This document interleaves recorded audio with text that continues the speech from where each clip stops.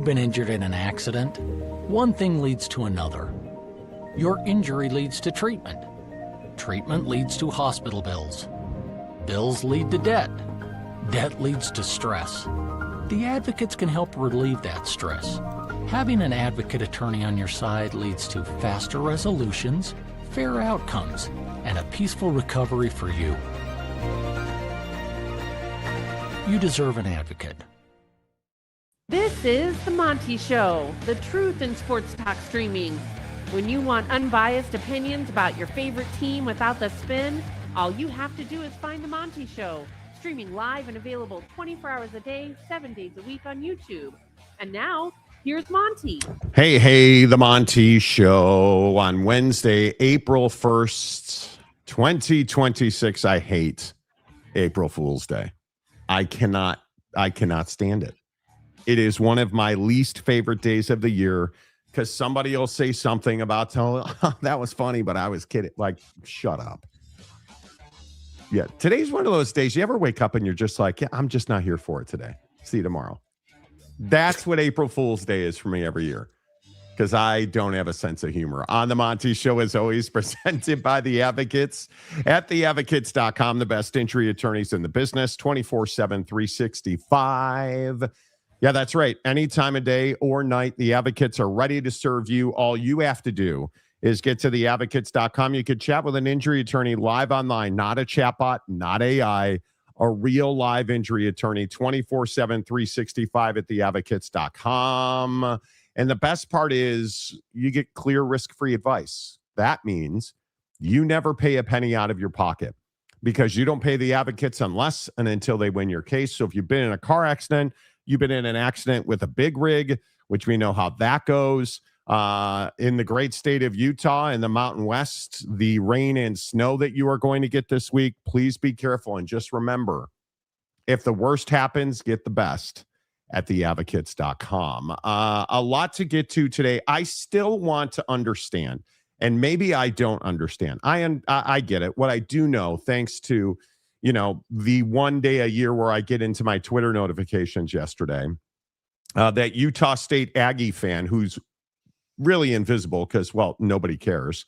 But Utah State fan, Utah fan, every fan that hates BYU, and there's a lot of those, thinks that AJ Dybantsa was a financial disaster for BYU. This obsession with AJ Dybantsa, I will never understand it. I didn't understand it from the get. The idea that somehow BYU was doing something wrong or that, there's a BYU bag man. What is, Jake, what do you think the obsession with AJ Dybantsa is? That they have AJ Dybantsa and you don't. That's the obsession. They were able to get the best player in that recruiting class, and Utah State wasn't, and Utah wasn't. And, so naturally what they're going to do is they're going to say outlandish things. And excuse me, the argument is that, well, Monty, look, the graphic says 4.4 million, but you can't honestly believe that's all that AJ made. He made $7 million in all of his ventures. And the problem I have with it is like, what's the big deal, dude? Cool. He got 4.5 in NIL. And then Buddy was able to go out and make a couple more just through endorsements and different things that he was doing. Like, what's the big deal? Like, why are we so interested in hating on dude? Oh, that's right. You are hating on him because he didn't want to play for Aggie Tears and he didn't want to play for the Utes. He wanted to play for BYU. And he goes out and does that. And, oh, by the way, I also forgot to mention, they went to the tournament and Utah didn't. And we're looking at Utah State and we're like, yeah, I get it. Like, you guys don't win as much as you'd like to. You've had scandal over the last 18 months. Like, I get it, dude. I understand. But that's why people hate, because he didn't want to play for you. And I would imagine that that's frustrating.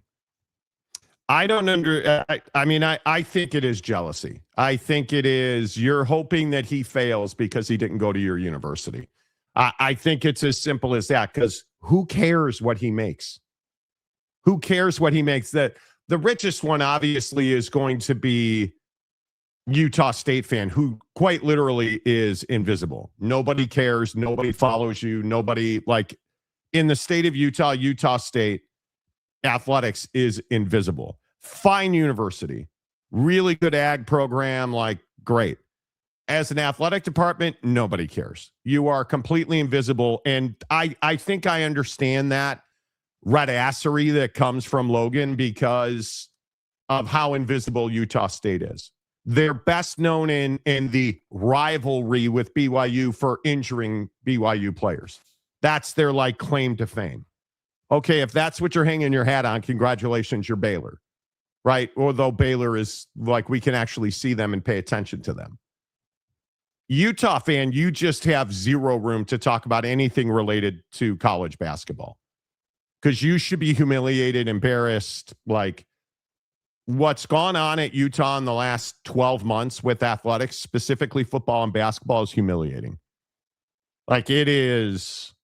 Yeah, I mean, I don't know how it gets, any worse if you're really in athletics overall. I mean, if you look at football, you look at basketball, like, it's just not like BYU is currently at this time, leading the way with those sports. So I just think that the problem is when little brother sees an opportunity to hate on big brother, little brother's going to do that every single time, which is exactly what Utah State fan does. And I think it's interesting if you look at it nationally, like, the gripe, if you guys remember, was, oh, well, BYU was one and done or whatever in the tournament, and they wasted all their money. And, how is this good for college athletics? And, where's all this money come from? And, all the crumble cookie jokes and the Ryan Smith jokes. And so everyone's got an angle on how BYU, quote unquote, wasted their money. But all I have to say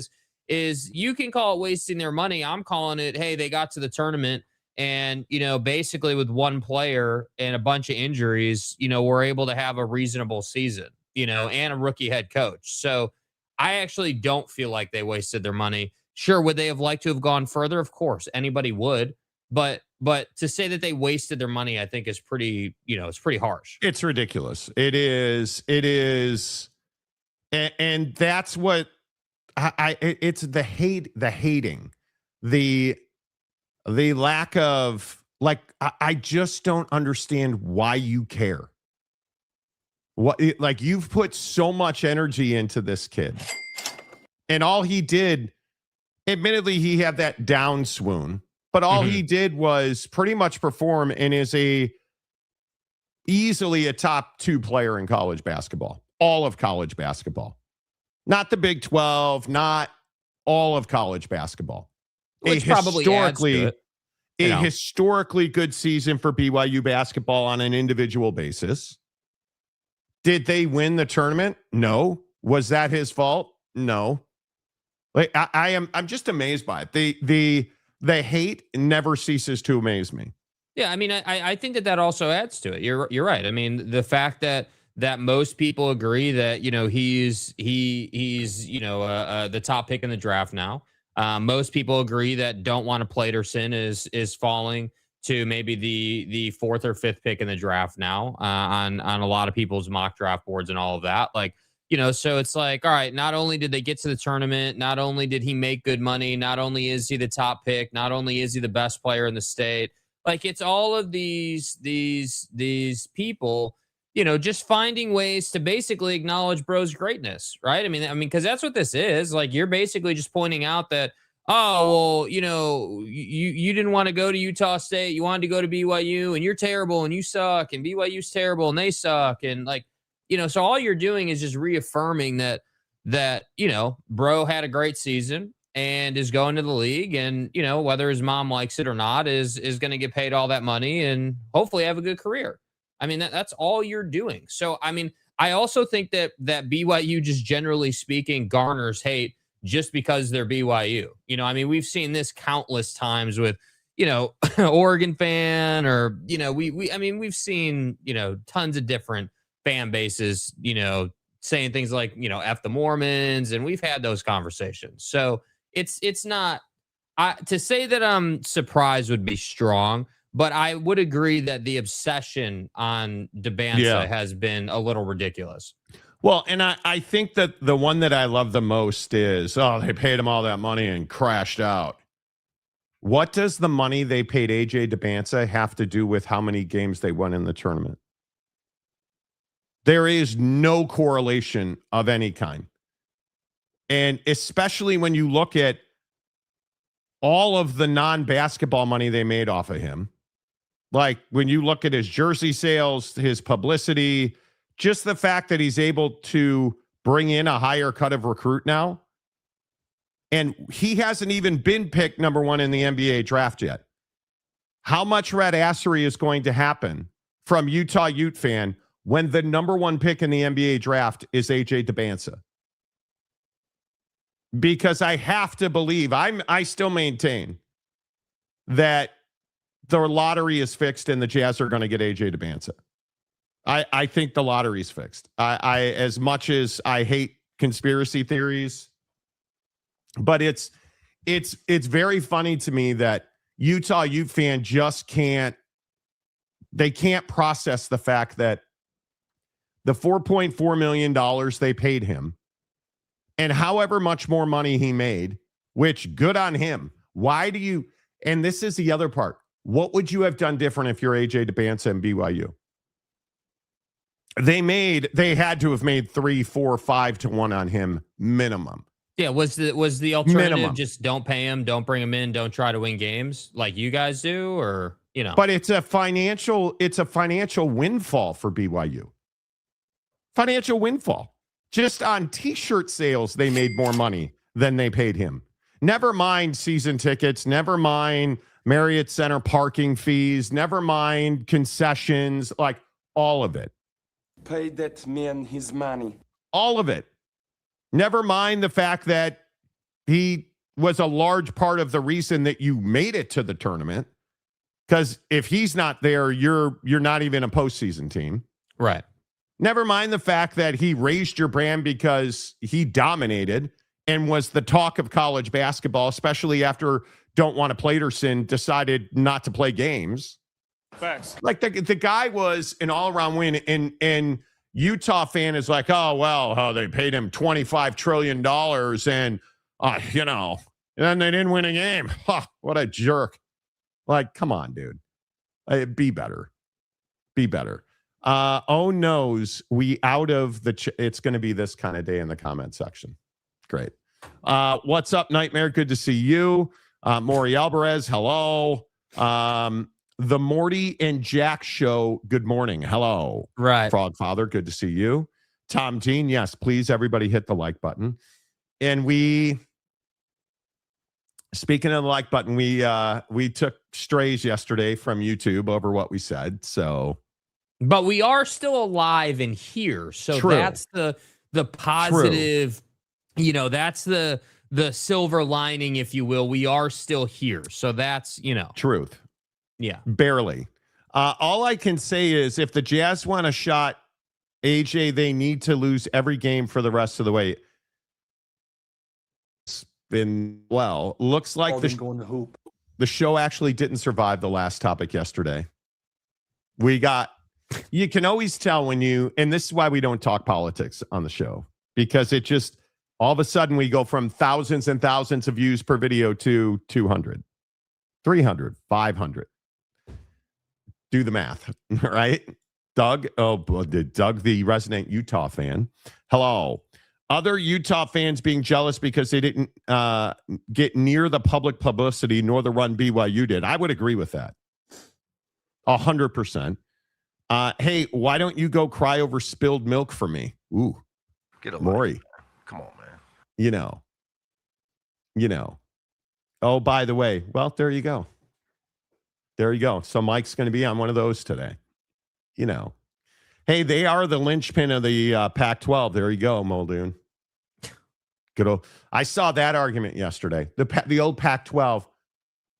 There is no old Pac-12. It's dead. I just think it's funny that it's so predictable. Bro who hates on BYU, who is a fan of a Pac-12 school, is automatically going to say the new Pac-12 is a power conference. BYU sucks. Utah sucks, and we're the best.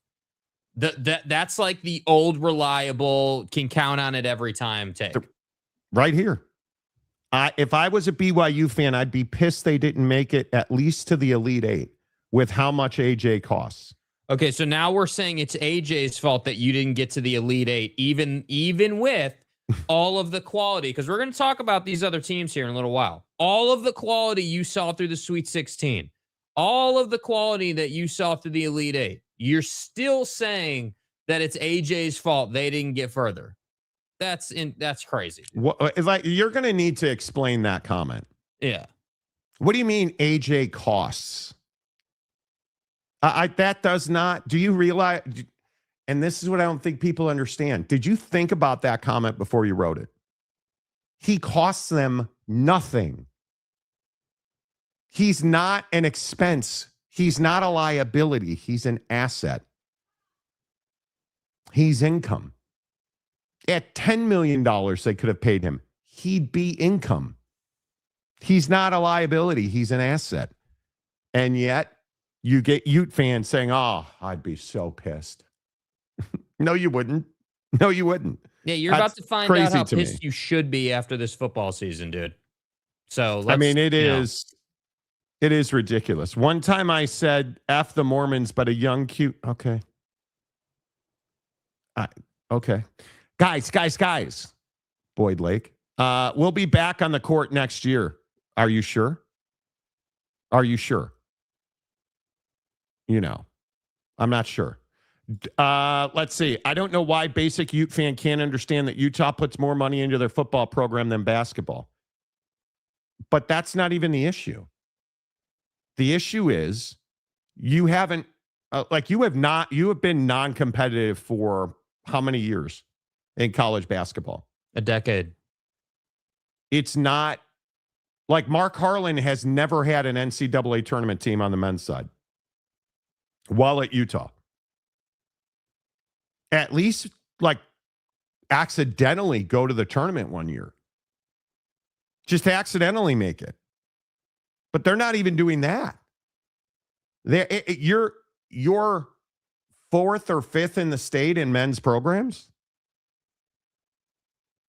Let that sink in.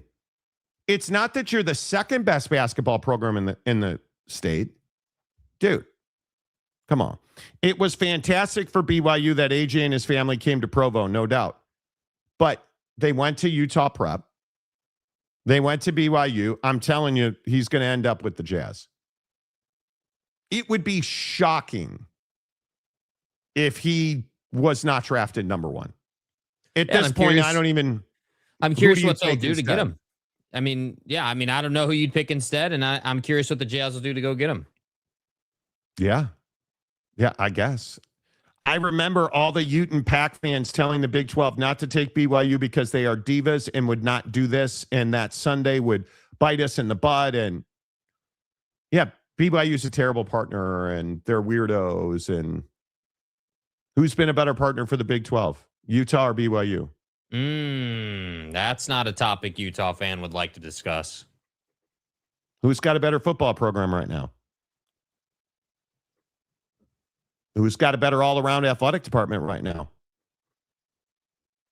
Who's got a better athletic director right now? Who's making more money right? Yeah. But whatever. I think it's very interesting. I don't understand the obsession. With I think there was AJ and his money. I him don't being get a it. national name was part of it too. I think, it would have been different. I think if AJ was one of these born and raised Utah kids and grew up here and there was that natural flow to BYU. I think everyone likes to, because I see the hating of other programs too who spend a lot of money in basketball. Kansas with Don't Want to Playderson. People hate on Kansas and they say that, they wasted their money and yada, yada. Like Duke, look at Duke. Duke's a perfect example. Bro, Duke goes out on the UConn buzzer beater and everyone's like, oh, well, man, Shire, hasn't done anything as Duke's head coach. And, he's done the same amount as Hubert Davis did, yet he still has his job. And, like it's just all these different things. And that's what's tough is that I feel like in the NIL era, unless you win a national championship and you're given sport, it's like you wasted your money versus people being like, hey, that's actually what's required for you to actually like get to the tournament or get to the CFP or whatever it might be to even have an opportunity to compete. And that's the problem I think that we're running into. Yeah, I'll be interested to see. I'll be interested to see what happens in the state of Utah. I'll be interested to see how does because I don't think there's any question. What's the right way to say this? I don't think there's any question. Utah is massively underperforming athletically. There is no doubt. There is no doubt. And I think when you look at and it depends on who you believe. Just talking to people at BYU, they have a massive NIL budget for basketball. Like it is, and I'm not trying to put people's business in the street, but I mean, it's north of $20 million. Like they have, and again, I understand that Utah fan and anybody not a BYU fan in the Big 12 doesn't want to talk about it, but they paid a bunch of dudes money who did not play because of injury. That's what BYU has to fix. AJ Dybantsa's money, the obsession with AJ and his money is comical to me. Because if you had access to a player like AJ Dybantsa, $4 million, essentially, let's even call it 4.4, because I'm told it was 4.2, as I've talked about endlessly on this show. Even at $4.4 million, he's not taking up 30% of your NIL budget. Yeah, and I think to your point, him being a net positive is really the nail in the coffin, right? I mean, yeah, sure, you paid him that money, but all the money he generated for you far outweighs the cost of paying him. That's the one where I'm like, hey, hater guy, like, do you really think that was just a loss for them, that they made no money on him being in that uniform and all the interviews and all the stuff that he did for you and I am sure, bro made appearances at other sporting events for BYU. And there's just a million different ways to monetize the kid, and they know how to do that. So I think that it would be nice if next season BYU, was able to go further in the tournament. I would agree with that. But I just can't get down with, hey, they wasted their money. It was a terrible season and BYU sucks. Because that to me is the haterade, if you will, the hater juice that these guys are all living on. Yeah, I think it is. It's time to win. Make no mistake about that. This is the Texas Tech conversation.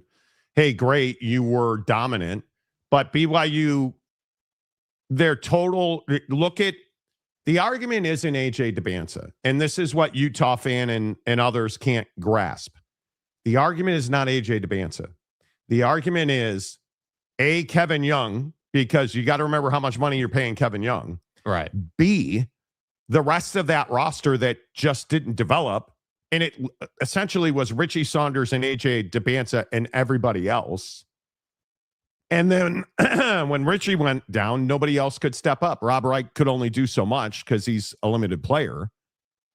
But it's the total NIL budget you're spending, and it didn't equate to wins. And it didn't equate to a conference championship. Okay, year one, you're probably not getting that anyway. Next year, the expectation has to go up. Yeah. The wins have to go up. Kevin Young has to be a significantly better coach than he was. That's the conversation around BYU basketball. Not, oh, AJ, what a waste of money. Shut up. Like you're lost. Agreed. Yeah. And this is my point. BYU across the board is simply the best athletic department in the Big 12, in my opinion. And I think it might be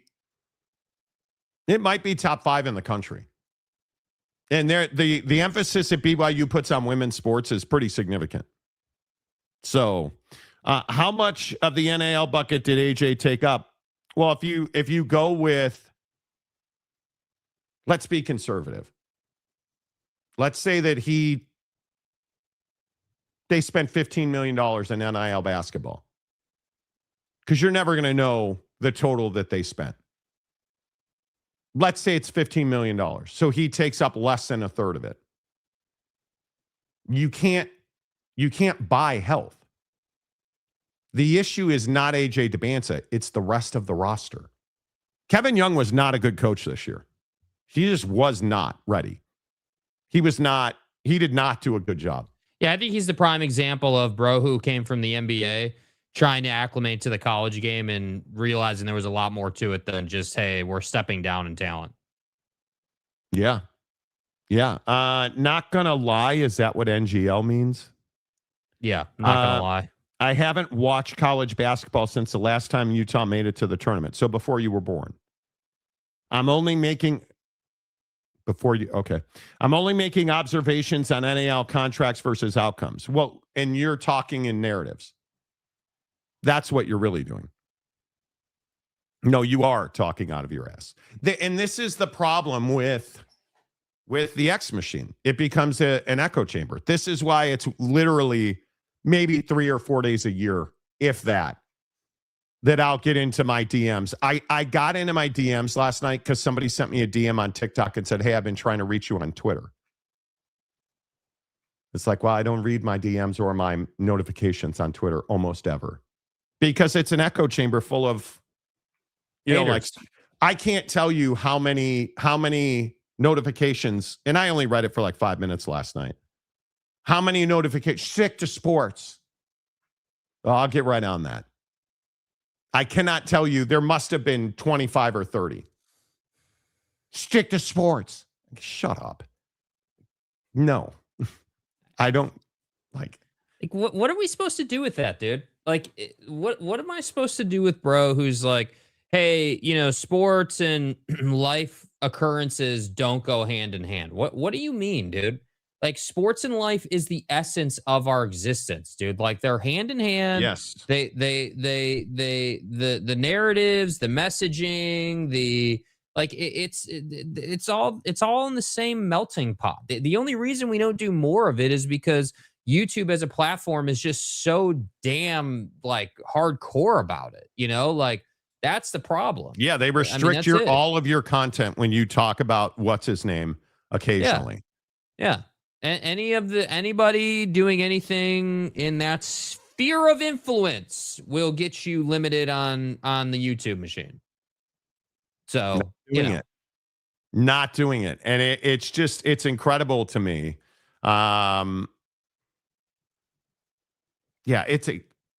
Anyway, politics, pop culture, and sports run right next to each other. Kim Kardashian's dating life is as interesting to you as AJ Dybantsa's NIL money. Yes.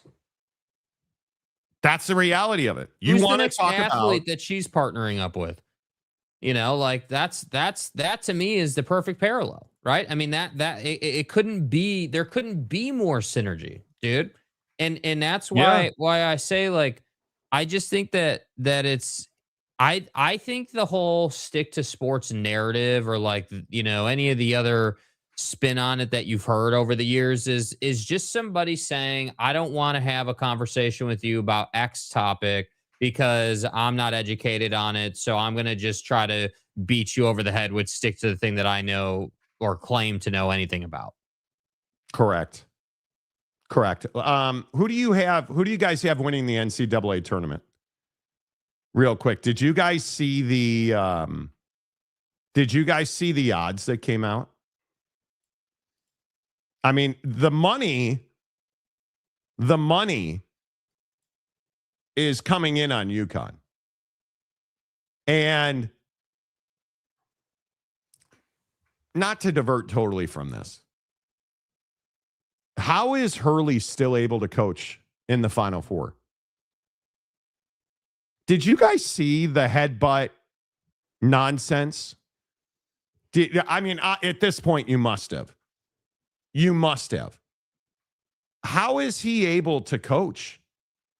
I will never. This is one of the that Dan Hurley is not suspended is remarkable to me. Mm-hmm. Because they hit that game-winning shot, and I should have gotten a picture of it, but they hit that game-winning shot. He headbutted an official. Full-on headbutted an official. And did not get punished for it. Didn't get suspended, didn't get fined. How on earth is this? How on earth is he allowed to coach? Am I making too much of this? Well, I think that it's I don't know, to be honest with you. I mean, I think that the official didn't give him the technical in the moment, right? So like it's I agree. Just if we're just talking about rules, obviously contact with an official, is totally outside of the lines. I agree with that completely. Always has been, always will be. However, Mullins hits the shot, everyone's going crazy, and I don't particularly know what Dan was doing there or what he what he thought was going on, but there were multiple opportunities for the officials to give UConn technicals. One for Bros being out on the floor after he hit that shot. One, and this is what Duke fan was pissed about. Because Duke fans been saying since the shot went in, hey, well, we should have had technical free throws because UConn's bench was all over the floor. Then the headbutt thing comes out, and everyone's like, "Oh, dude, like, how is he not given a technical? How is he not suspended? And I it's agree. Well, the official didn't blow the whistle. They didn't call technical in the moment. I don't think that it's. I guess I just feel like it's not reasonable to suspend him after the fact. That to me is did you tee him up then or not type situation. I mean, you're not gonna take him off the floor for the Final Four. Oh, I disagree. He either did it or he didn't, and I don't know why the official didn't give him a technical foul in the. I mean, look at he's making contact. He headbutted the guy. How is he able to coach the next game? It is, and this is, if you've watched this show for any amount of time, I think he's a scumbag. I think Dan Hurley is the worst of the worst human being. He's Jim Harbaugh as a basketball coach. Like taunting fans, taunting other players, yelling and screaming at people. Like he's just complete scumbaggery. Now headbutting an official. How does he get away with that? That's what I'll never understand. Like, how does he get away with that? And he's like, oh, I thought the guy wanted to chest bump me. Then why are you headbutting him? Like, it's ridiculous. Yeah. And yet people will make the excuse, oh, he's just intense, Monty. It's not intensity. It's not intense. This is not intensity. This is him headbutting an official. Bro. Yeah, I mean, rules are rules. Like, I don't really care if he's intense or not, or like if I think that I guess what's hard is that you have this dynamic, like obviously this dynamic at play where it's like, hey, if you're gonna suspend him after the fact, obviously you're definitely gonna define the narrative of that game then at that point, and of their next game. So. We've seen the NCAA has just been really bad at handling all of this. And I don't know. Like, I was genuinely surprised the official didn't give him a technical for making contact. I mean, we've seen officials give technicals for all sorts of things that were way less egregious than this. And that's where I'm kind of like, well, is Dan, because it kind of feels like Dan is feared in a sense where it's like, oh, they just hit this game winner, 0.3 seconds left on the clock. If I tee him up right now, like, do I really want to do that? Like, you can't tell me officials aren't thinking about that in the moment, or things like that. So I agree that contact with the official is completely illegal and he should have been given a technical. But at the same time, I don't have any faith that anybody would be would be suspending him after the fact. That's just not what we've seen out of the NCAA. I think it's going to be very interesting. And I just don't buy. The heady butt was shameful. Yet nobody will do anything. Nobody did anything about it. He's allowed to get away with it. I mean, this is the same guy who walked up to the Florida team, what was that, last year or 2 years ago, and said, I hope the officials don't F you the way they F'd us. No fine, no discipline. Confronting officials after, I don't remember who they were playing, but like screaming at officials after a game. No penalty. He's passionate, Monty. Like, come on. Was that towards the end of the game? That was the end of the game. That was right after the game-winning shot went in. Right after the game-winning shot went in.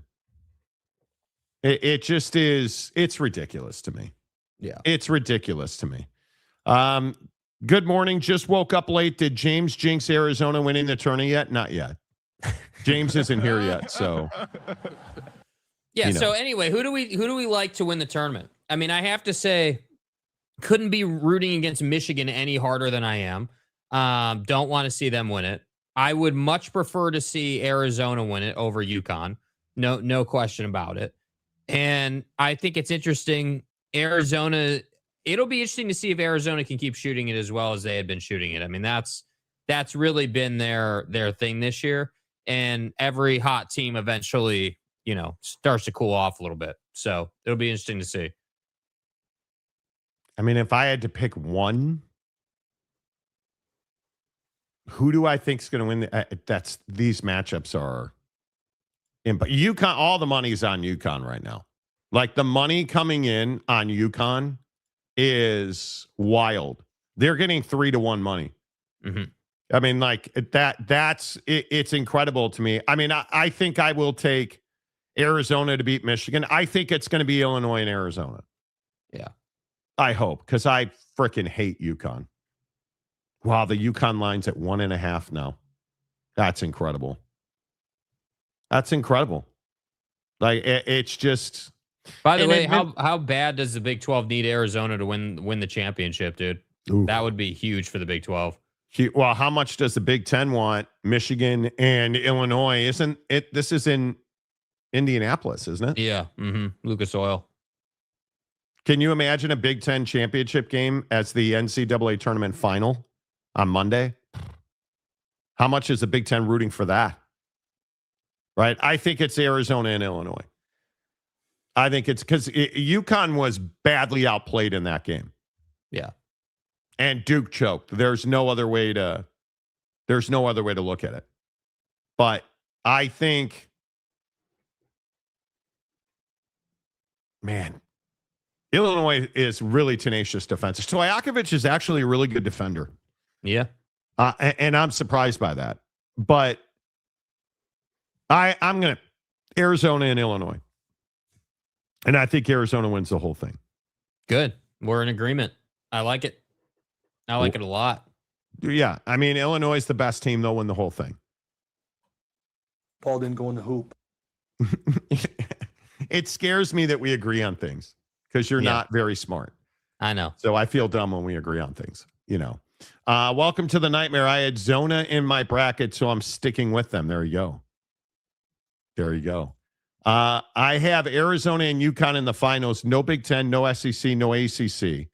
But it will probably be Illinois and Michigan. Well, if there is any God in the basketball world, it will not be an all Big Ten final. I am not in the mood to come back to this show Monday and Big Ten fan be like, oh, look at this Big Ten final. Isn't it incredible? We're the best. 800 national championships in a row. Come on.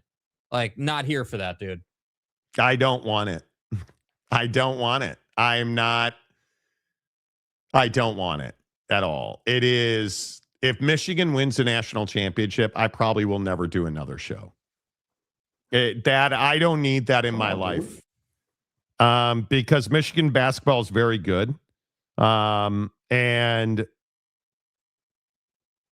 I don't need that in my life. The fact that the Big Ten's won back-to-back national championships, but did you guys see the new Sherrone Moore video? Oh gosh, dude, bro. Oh, it's rough. Did you say I heard her? No. You said pointed anything at her? If I'm gonna shoot you straight. Yeah. Yeah, so basically, I was the one who interviewed her. I was the one who spoke with her. There was a mention of that butter knife being pointed at her at some point. Such a lie, man. Which is why we're here. I know. That's like, I did not do anything to her. It was all to myself. So I have to spend that in jail because she lied.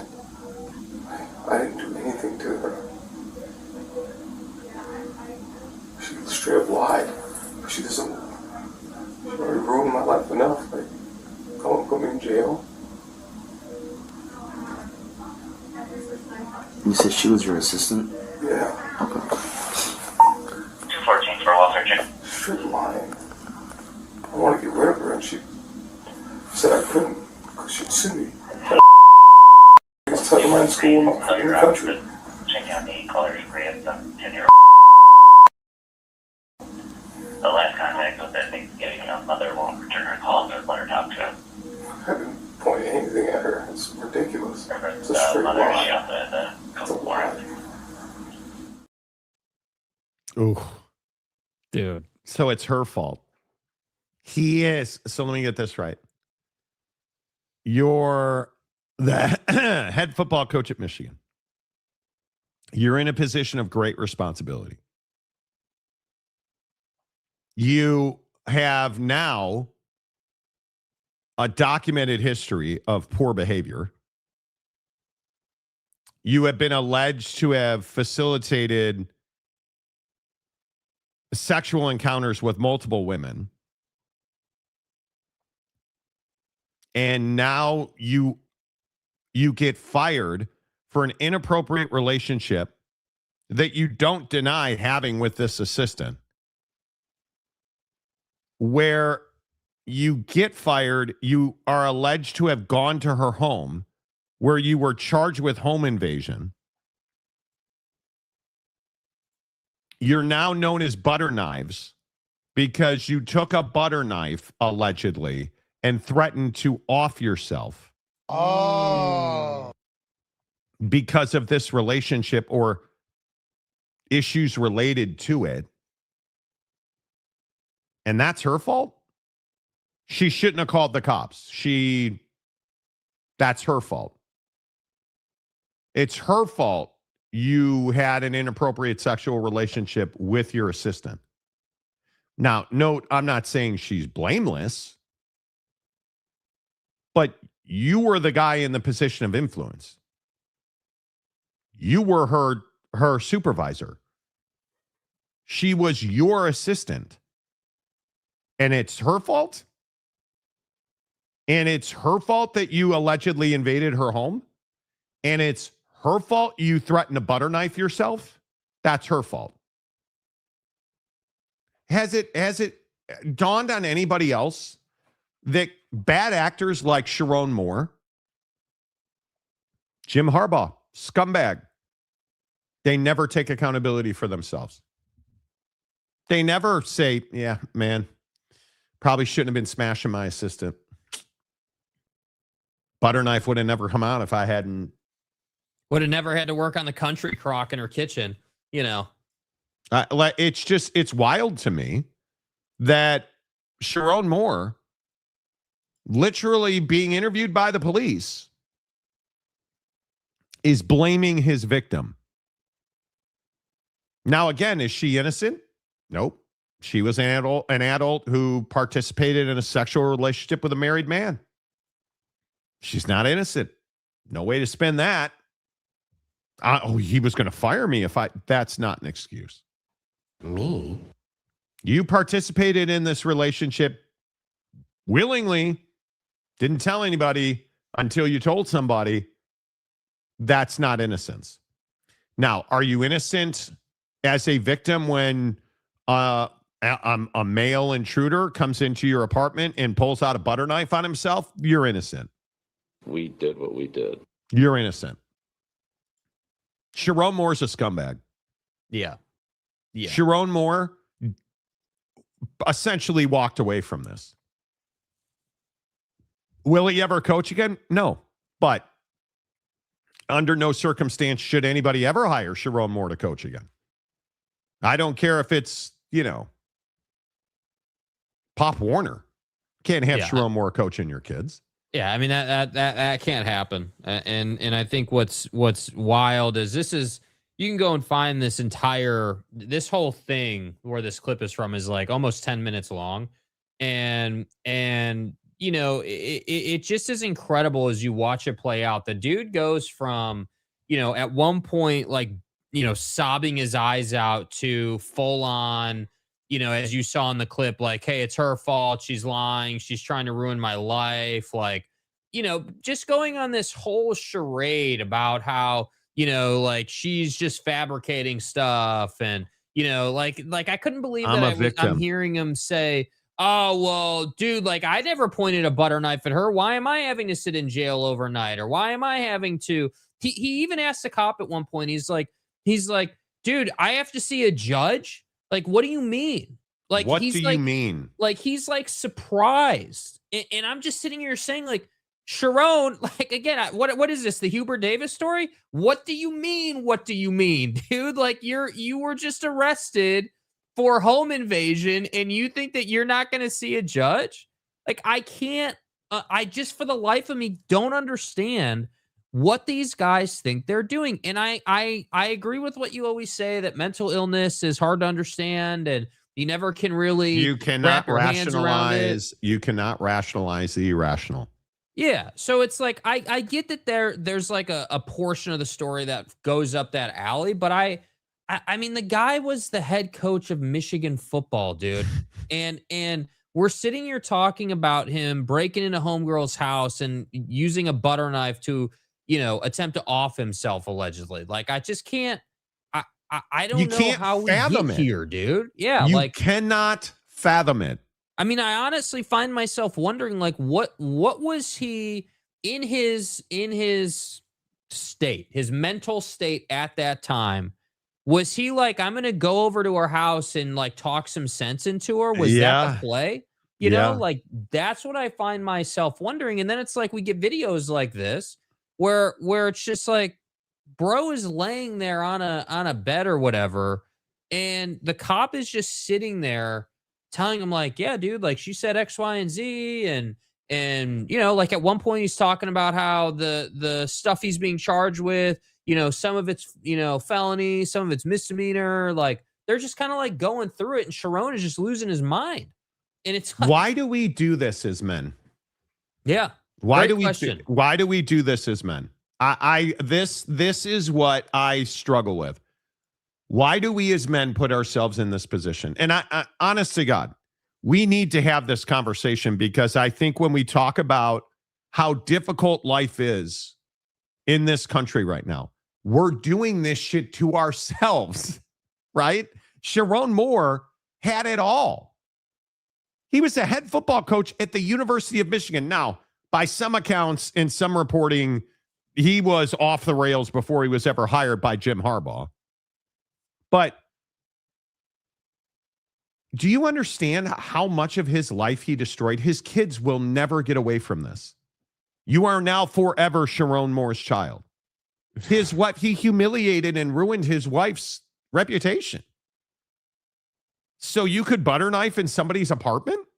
Yeah, that's the crazy part too, is like, I don't know, the whole him being married, his relationship with his wife, like how they're still, I'm really curious what her, obviously we haven't heard from her, I doubt we will, but like I doubt it. I'm very curious what her take on the whole thing is. And like, because obviously you've got the cheating portion, of course, but then there's the portion of, hey, this is my husband, like he's having an absolute meltdown.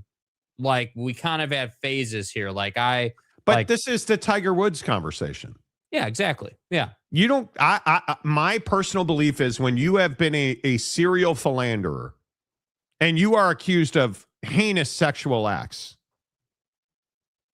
doesn't your spouse have the right not to give a rat's ass about you? Aren't you getting what you have earned at some point on some level? Yeah, I mean, certainly. Right? Yeah. If you're Elin Woods and you just find out that Tiger Woods has been smashing porn stars and Perkins waitresses, and so you take a golf club to his face, who's siding with Tiger Woods? I'm not. I look at Lindsey Vonn. Lindsey Vonn, by all accounts, super cool human being. What did she get out of her relationship with Tiger Woods? He cheated on her allegedly, and their sex tapes got released. Do you know what that's like these days? There are just some guys who destroy every woman around them. And Sherrone Moore is one of them. Sherrone Moore is one of them. I don't even know how else she would explain it. Why? Like his wife. Do you know how hard it is just to be the wife of a football coach or a coach of any kind? Yeah. And then he goes butter knives in some chick's apartment, allegedly, because those charges went away. That's what I'm saying. If you're her, like I almost want to say, like, one, I'm surprised you're still standing by, bro. You know, the father of kids. Well, you your don't know husband. what's going on behind the scenes. Well, she publicly has been seen with him. I mean, Right, but what else would you have her do? Is she's got to show up to court. One, she's got kids with him that are young, right? Two, I mean, there's obviously a money component. You can't tell me they're going to be together forever in love because that's not happening. Right. That's not happening. But I don't know what it is. I am amazed. Are you guys? What are your thoughts on this video? Like, and seriously, as men, why do we do this? Because it is all across the power spectrum. Men, when they get influence, all automatically turn into pounding like porn stars, and I'll never understand it. Yeah. The video in totality, I'm warning you guys, if you go watch it, it's rough. I would not go watch it if I am telling you not to watch it. That is, Muldoon. That's a Michigan man right there. Butter knife didn't go in the hoop. Exactly right. Butter knife didn't go in the hoop. Dude. Ball didn't go in the hoop. Like button casuals, yes, please. This segment of the Monty Show sponsored by Country Crock Butter. When you need a good spread, call Sherrone Moore. Come on, dude. I'm a little disappointed you didn't work in James in that. Dude, is there enough butter for all the toast, bro? Yeah. Teamwork, Sherrone, does not mean starting your own team. Well, there he is. Oh, and we're on the Chaplain James White account. Oh, so today we're serving the Lord. Okay. You know, this dude breaks into his girlfriend's house and then says he didn't do anything. He is delusional. It's all her fault. You know, the butter knife bandit. Exactly. Well, at one point, the butter knife got pointed at her. No, it didn't. She's a liar. I'm sure she's not. Sherrone, I don't believe you. I don't believe anything that comes out of your face. Right? What? How do we not believe Sherrone Moore? Wow. You know? And this idea that he's talking about how she ruined my life, man. Get out of here. The lie detector test determined that was a lie. And at one point, he went on something about how women are always doing this. What do you mean women are always doing this? Right? Like he takes no accountability for himself. Yeah, I love the pivot to painting with a broad brush is always a sign that dudes know they're in trouble, dude. Yeah, it is just incredible to me that we continue to be in this place where, yeah, nobody even takes accountability anymore for their own nonsense. Nobody takes accountability for their own nonsense. And it's remarkable to me that Sherrone Moore will get a job. My guess is Sherrone Moore will end up at some community college, or what do you want to bet? Art Briles is working. Art Briles is getting jobs, and major college football programs wanted to hire him, but the blowback was too much. Yeah, he'll get hired on someone's staff, buried in some kind of like analyst position. I would agree with that. He won't be a head coach or a coordinator or anything like that. They will hire him and give him the title of like, tape cutter guy or something. Whatever. Like tape just cutter something, guy. Yeah, like dude that sits in the back office that does not ever have access to the media, that they can then be like, hey, dude, this is how you can make an impact. We'll pay you, 80 a year and you can be part of football still. Hey, look at that. Calamoni in this morning with 20 Monty Show membership. Hey, listen, if you don't have a Monty Show membership at this point, that's a you problem, because Calamoni has funded your free ride for how long now? Ages. Calamoni, always good to see you. Appreciate that. Always appreciate your contribution. Sherrone says she is trying to ruin his life. I think Buddy did that all by himself. Yes, he did. Agreed. Yes, he did. Yeah. Other than being completely out of his ever-loving mind, I just never understood grabbing a butter knife. What, a wood spoon wasn't available? Right? Either get a real knife or something, a butter knife. Yeah, You're so fucked. Yeah, find the dullest object you can find. Right? It's wild to me. A pizza cutter would have worked better, Sherrone. You guys are heartless. He might get a job as a defensive coordinator for Team Oneida. The Wonders. Okay. That's a movie reference. Sherrone should never be able to coach in college football again, or any sport for that matter. Never, but he will. Maybe in his mind, he was holding a machete, but in reality, it was a butter knife. Who knows? Sherrone Moore knew he was screwed. Oh, yes. He had a mental break. Dude, when he's crying in the video about going to jail, he knows he's done for, dude. Like, it is what it is. Yeah.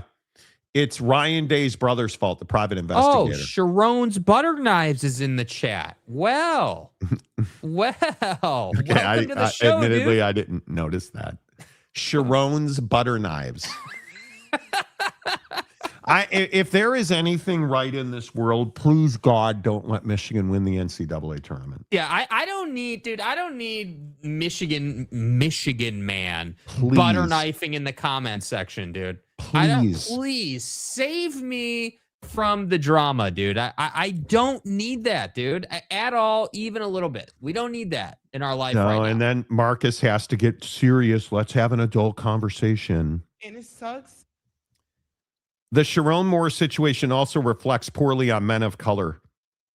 It's a stereotype that will never outrun. You're not wrong. I think that's a very interesting. It's a very interesting conversation. The stereotype being what? That black men are always cheating on their wives, are like just the stereotypes around black men and sex. It's a black man and a white woman. Like the stereotypes are rough. Yeah. The stereotypes are rough. I agree with that. I mean, if you want to talk about you want to talk about, black head coaches getting opportunity. Yeah. I mean, that was talked about a ton when the Sherrone thing initially came out. A lot of people talked about how, hey, this is really hurting other individuals' chances at being a head coach and doing that. And I don't know. Yeah. Well, but yeah, here we go again. And obviously what Sherrone Moore did and what, Tiger did Eldrick did are completely different. Right? I mean, Buddy trying to say, well, I think it's likely. My opinion is Tiger probably was on pain meds. I'm still not willing to take that jump.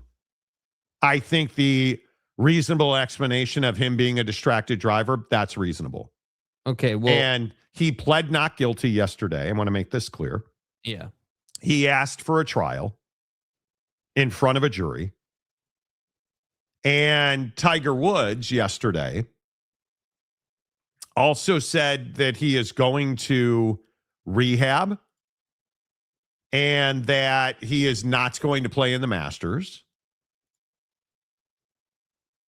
And that if you read this, I'm committed to taking the time needed to return in a healthier, stronger, and more focused place, personally and professionally.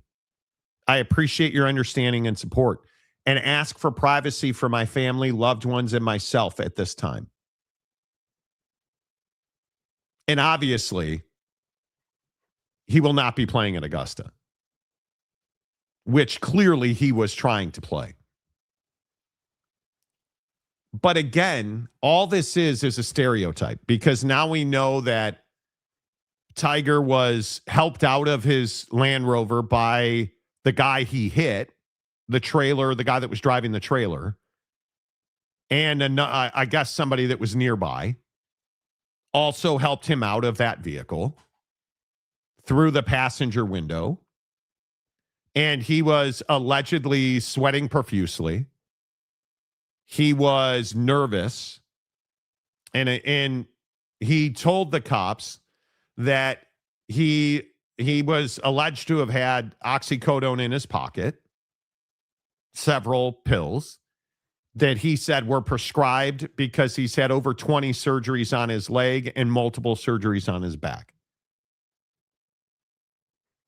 But again, what we as dudes do is we think we're bulletproof. We think, I'm Tiger Woods. They're not, what are they going to do? Well, what they're going to do is arrest you. What they're going to do is sell a lot of golf shirts for you. And you're going to get humiliated again. Because now you're a gif and a meme. So the fact that he's going to rehab doesn't get you to a spot where you're willing to say that he was on, whatever he was on. I think the fact that he's going to rehab says he has a problem. Anytime criminality is involved, because it is very plausible he was driving distracted. Right. And it is very plausible that he was following too close, and we know he's a guy that speeds. It makes sense. Would he have missed that trailer if he didn't have those pills in his pocket? I don't know. I have no idea. Am I willing to sit here and say that Tiger Woods was under the influence of narcotics? I'm not. Because I don't know that to be true. I think it is wildly irresponsible for people to be assuming that Tiger Woods was under the influence while he was driving that car. Well, I mean, at a minimum, I think we could say the optics aren't great. What's factual and what's true is obviously a different conversation. But the optics, for Tiger right now are not great. And I think that I think what's challenging is that this is kind of what I said the first day this came out. Like, bro needs to decide what's next in his life, and that's really what I think is challenging for him. And I understand the struggle with golf for Tiger. I get it, dude. Like, you were the greatest golfer of all time, certainly the best of your generation. You were on top of the world, dude. You were untouchable. And then injuries crept up on you. Your body kind of let you down. You've had all these surgeries. Obviously, the pain that you deal with in the day-to-day, I get that, dude. That's got to be miserable. But with that being said, the workload that you have with trying to get a LIV PGA merger done, TGL, trying to play in the Masters, like, it's a lot, dude. It would be a lot if you were healthy. He travels the world designing golf. I think people don't understand this. The guy, outside of everything he did with TGL, all of his responsibilities on the PGA Tour, he quite literally travels the world designing golf courses. He has multiple projects around the world. Yeah. The guy is never just chilling. It is very rare. And the thing that's amazing to me is, what did everybody immediately go to? What is TMZ talking about? Oh, his girlfriend's breaking up with him. Who cares? Who cares? Like the guy, do I believe that Tiger Woods is an addicted to painkillers? Probably. His body is a wreck. He did that to himself. He owes us better as his fellow neighbors than to be allegedly driving under the influence of narcotics. Right. Yeah, I'm happy to say that, of course. Am I going to say he's guilty of DUI? No.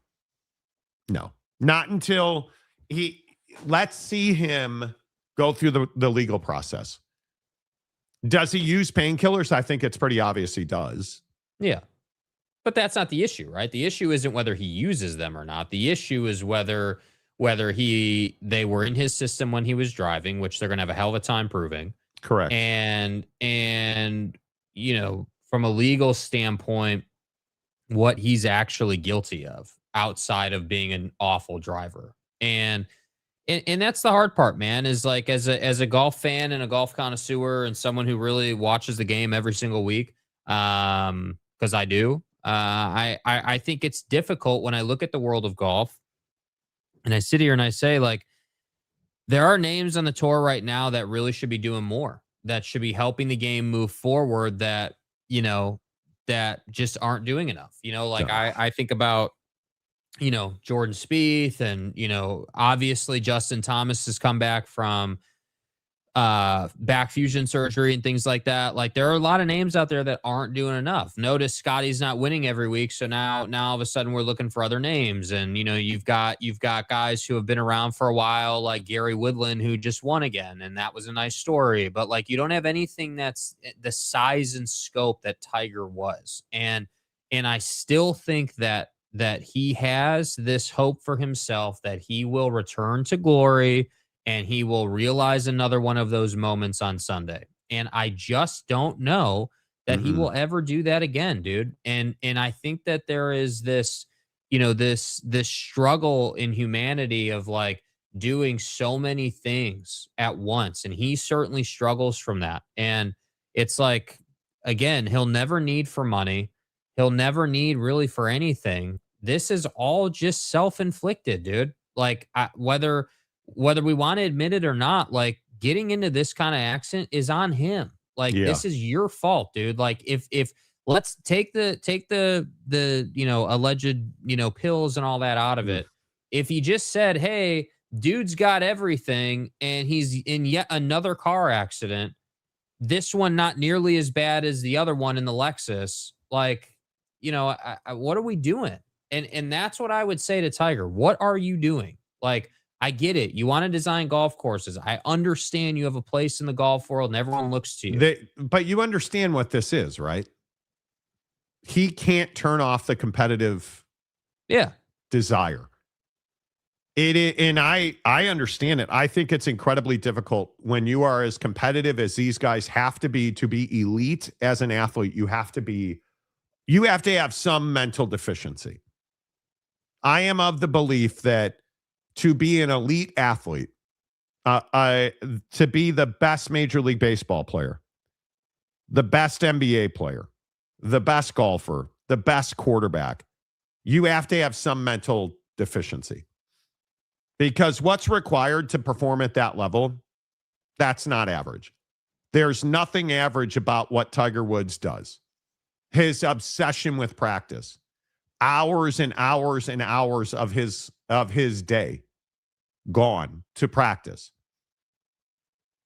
And you don't just turn that off. You do not just turn that off, and you never think it's over. You never think it's over. It's over. And I've talked about this on the show before. We talked about this with Giselle and Tommy. I don't believe you should say to somebody you should retire. Unless you were talking about Tua. What's the difference?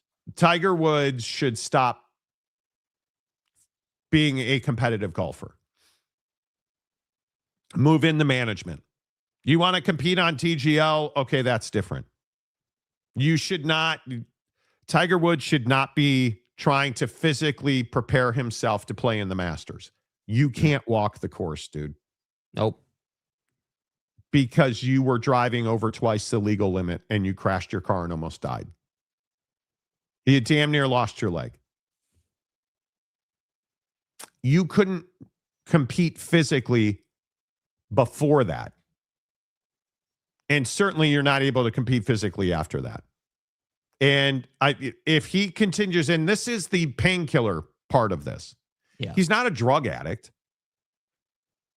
He's in pain. So he is living on that stuff. What do you think that's doing to his body? Nothing good. And then there's the leg, and then there's the back. Right? Like, so all of that. And then you look at, well, look at all the painkillers. What is that doing to my system? What is that doing to my liver? What is that doing to... You need to let the ghost go because it's not coming back.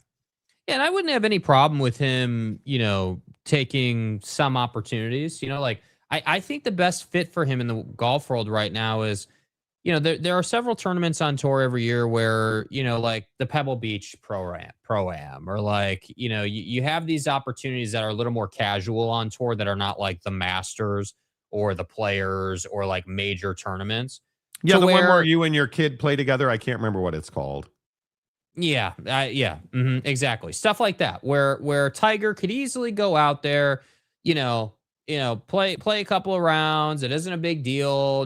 Everyone's happy you're there. Like it doesn't need to be like this big stressful thing. And this is the problem with golf, man, is that it just gets, guys who were competitive at that level just can't seem to say, yeah, you know what? Like I'm getting close to my 50s at this point or whatever, however old he is. And I had my time and I can still go out there and have a great time. I can still go out there and enjoy myself and have competitive moments over the ball. But I don't need to, to torch myself for months on end trying to figure out how to make this work with a leg that frankly is not fit to walk. I mean, gosh, I don't even know. I mean, maybe search it real quick. I mean, how many miles is it to walk Augusta National? I mean, it must be, over the course of the week. I mean, it's got to be like 15 miles, dude. No, it's like 7 miles around. Okay, so 28 miles, let's say, almost 30 miles, 25 to 30 miles. Like that's if you play all 4 days, assuming you make the cut, I mean, that's an insane amount of walking. And I think what people don't understand about Augusta National is the undulation in the course, right? I mean, it is not a links golf flat, just walking flat. No, it's not. Part of the challenge of Augusta is just how hard it is to walk the course. So it's just a thing where I don't want to see the bro suffer anymore. I don't want to see this bro out on the street dealing with police, putting other people in danger. I don't want to see this out of Tiger anymore, man. I want to see you building courses, having fun with having fun with Charlie. Like, give us more of that. Don't give me this part of your existence anymore. That he just needs, into your point, like he doesn't have a person that he goes to who's like, yeah, dude, you probably, we probably need to make some adjustments here. Like we do. Like we need to, like, how is he supposed to be the Ryder Cup captain now? Don't think you can do that now. Like, I just don't think that that's a fit. He will be at some point. I think right now it's probably not going to happen, but he absolutely should be a Ryder Cup captain. There's no question. Tiger should redirect his competitive drive to focus on being the best at something other than golf. I wish it worked that way. Yeah, I don't think you quite understand, Tom. Golf is his existence, dude. That's the problem. It's his entire life. And it's awfully tough to turn that off.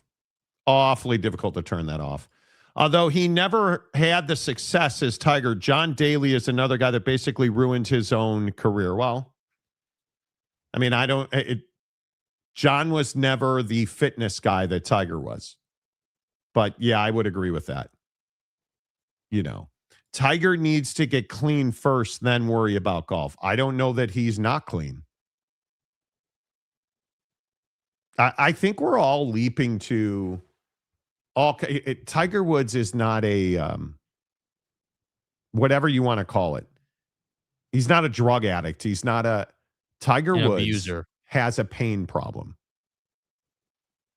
You have to solve the pain problem. To solve the pain problem, you probably have to stop playing golf. That's the reality of it, because you're going to replace it. What I think a lot of people don't understand is if you're Tiger Woods and you don't play golf, what are you going to replace golf with? Something, because he's not just going to turn it off. Like, that's what I'm saying. He's not going to. I don't think people quite get this. He's not going to leave golf. That's not the answer. That's not the solution for Tiger Woods. The solution for Tiger Woods is finding a happy medium where he's still able to go out on course in an event that he can make money at and compete and feel that. But it's not going to be the Masters. It's not going to be the Players or like any major tournament, that like golf major tournament. It's not going to be that level of golf anymore, which is fine, dude. That's not an indictment on Tiger, bro. Which I feel like he probably takes it that way, knowing how competitive he is. He probably takes it as a personal indictment that, hey, I can't get it going for the Masters anymore. Like, I'm past that, but hey, you want to play, he's got his tournament early in the year. You could easily play Phoenix. He's got the Genesis. He's got the Hero. The Genesis, like the Hero. Like, there's plenty of opportunities for bro to come out here and play, I would say max 10 times a year. Max. I would love to see Tiger on course in player mode maybe 7 times a year. And I would love it if they found a way to make it so that, and I don't know how you would do it, but I'm not confident he can put 4 rounds together back to back to back, regardless of whether he makes the cut or not. I just don't think physically he can. This dude almost had his leg. Yeah. Like, literally you crushed your leg when you crashed the Lexus, dude. Like, I think people just think that that's like what, that's what I was saying last week. If you guys remember last week, I said on the show, if you ever watch TGL and Tiger's playing, wait for the low angle when he's hitting driver. The low angle on the driver box, you can clearly see that his leg looks gnarly, dude. Like, that's why he wears the leg sleeve he does, because it's just after the surgery and it's brutal. Yeah. Come on. He was busy watching the Monty Show on his phone. Absolutely could have been. Absolutely could have been. Hate those PR releases where they just want privacy and they're going to rehab, having all kinds of affairs, sex addict rehab, and so on. Yeah. Well, I think that's also a talking point for Tiger. Tiger historically has always been a guy that doesn't, with the off the course stuff, wants privacy, right? Obviously on the course is a different thing, but he's always said, hey, like, that's private. I respect my privacy. He even said it in the statement there. Like, so this guy has always been the one that is looking for, privacy. And yeah, like the last line, and ask for privacy for my family, loved ones, and myself at this time. Well, the problem, Tiger, is that you don't get that privacy when we're talking about this type of situation. You don't get to just say, hey, well, I just flipped my Land Rover, a 5,000-pound SUV, in the street, and there are accusations of what may or may not have been in my system, and I flipped my Land Rover and got arrested for DUI. Yeah. On a residential street about 5 blocks from my house. And you're trying to tell us you want privacy. That doesn't work, dude. And that's I didn't want to bring that angle up. I was hoping to skip it, but since it got brought up, like, yeah, you don't get to have it both ways, dude. Not at all. That's not how the world works, dude. And I will be extremely interested in how long this vacation from golf lasts. What does, let's say today's April 1st. Is Tiger back in the game, back full time by June? Is it July? I hope not. Is it, I don't know. Like, I hope we don't you know what see I him mean? for a very long time. Yeah, like what is a good amount of time? I mean, I would be shocked if it was more than a year. But I mean, certainly like 6 months, probably. Like, I mean, I don't know. That's what I'm curious about. Who knows? It takes what it takes, right? Yeah. It takes what it takes. I hope, I'm with everybody else. I mean, I hope he gets help. I think it's tough. And at some point, he's going to have to talk about it. Being a golf fan or not, the dude does not deserve the benefit of the doubt. Everybody deserves the benefit of the doubt. Gets no sympathy from me. In some cases, he is as mad as Sherrone. Come on, now you're going too far. Should get the same backlash. He should not. He should not. He is, listen, we can say a lot of things about Tiger Woods. It doesn't matter what could have happened. I see a lot of this as well. Well, he could have killed somebody. He didn't. He didn't. Tiger Woods had a car accident. Multiple car accidents. He almost killed himself. But under no circumstance is anything that Tiger Woods done even in the realm of butter knives. That's going too far. Yeah, I couldn't agree more. I think that people want to, people. It's like little comments like James made earlier about, hey, bro needs to get clean. Well, you don't know if he needs to get clean, dude. You don't know. You don't know. You just don't know. You just don't know. And I think that, Bobby, with all due respect, dude, I think you over toasted your bagel here when you said that you get no sympathy for Tiger, because ultimately I agree the dude's a billionaire and I'd like some accountability out of Tiger. That's what I personally would like. I'd like to hear Tiger say, hey, I made a mistake here. I've made this mistake multiple times and it's time for me to make some changes, not only for my own well-being, but like for my family's well-being, for my circle's well-being. Like, I need to make some changes. And so that, going to rehab is step one of that. But in the long term, this dude didn't break into someone's house. This dude didn't allegedly threaten another individual with a butter knife and then allegedly try to off himself with that very same butter knife. Like that's not what we're talking about with Tiger. This picture right here tells you everything you need to know as to why this is different than the Sherrone Moore situation. This is different because this is dude who's got a ton of money, who's doing whatever the hell he's doing, rolling his car, taking pictures like this. And just for perspective, nobody's buying Sherrone Moore's shirt and everyone's buying Tiger's shirt, just so we're all on the same page. So let's not take it too far, dude. Let's not take it too far. Yeah. Yeah. Like Monty said, he can still do the business of creating high-end golf courses. He's very good as a golf course designer. Be like MJ, find something like NASCAR. MJ, what was MJ's vice? Allegedly gambling was his vice, right? Tom Dean, Tiger should reflect his competitive drive to focus on being the best at something other than golf. I think that's very difficult to do, right? Dude just needs to go to therapy, physical and psychological. Well, apparently he's doing that, right? So, and read my full comment. I said some ways. He's not any way like Sherrone Moore. Yeah. There's no comparison. Okay, why don't you, since you're saying that we didn't read your full comment, why don't you pontificate on how this is the same? What do you mean it's the same situation? You said in your last comment that in some ways Tiger gets as mad as Sherrone does. What does that mean, dude? What does his anger have to do with any of this? Like, I'm genuinely like, I don't understand the comparison. Like, being a golf fan or not, the dude does not deserve the benefit of the doubt.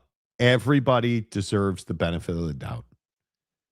Gets no sympathy from me. In some cases, he is as mad as Sherrone. Should get the same backlash. What Absolutely cases not. is he as mad as Sherrone? Like, I guess what I don't understand is when you say he's as mad as Sherrone in some cases. Well, I don't really think angry, mad, crazy mad. Like, what is? I don't know what that means. I would agree.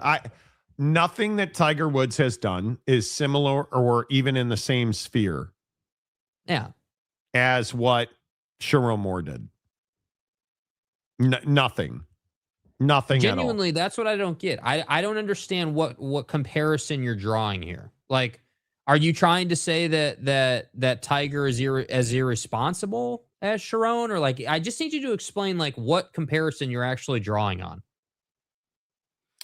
Yeah, I don't know. I think it's rough, dude. The whole thing is rough. I just don't. I have a lot of compassion for somebody like Tiger. Tiger Woods reminds me of Walter Payton. Mm-hmm. Walter Payton lost his life to a lot of pain medication. And I hope that's not what happens with Tiger.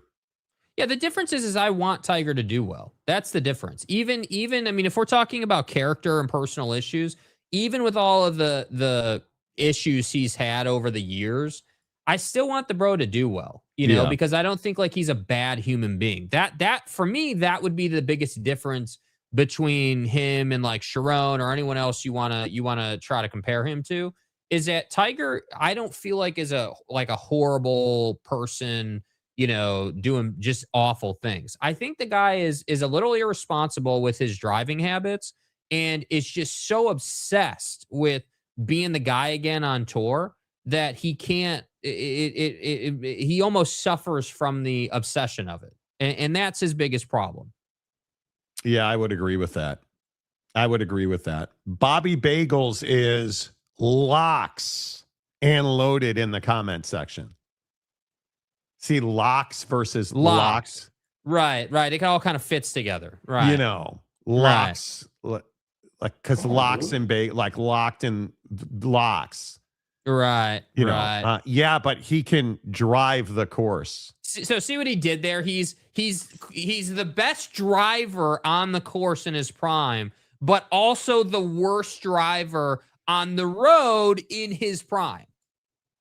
Yeah. See? I mean, it just perfectly exemplifies the conversation. How right? stupid. And I bet they sold out of those head covers. Do you guys know why we were talking to rock that, dude? That's incredible, bro. You would buy that. Oh, I would, dude. If you took that out on course, if you had that in your bag and you're driving around the course, dude, if anybody sees that, they are going to say, bro, that's an incredible head cover, dude. No question about it. Let's see. Tiger Woods, DUI or mugshot. Let's go mugshot. Yeah. Tiger Woods mugshot head cover. Yeah. Yes, it is available on Etsy. Are you kidding me?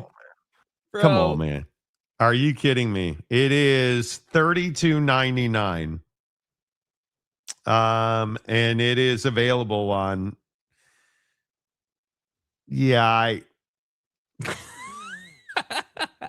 and it is his mugshot and his money. It is a combination of this picture right here and this picture right here. Yeah, I don't think so.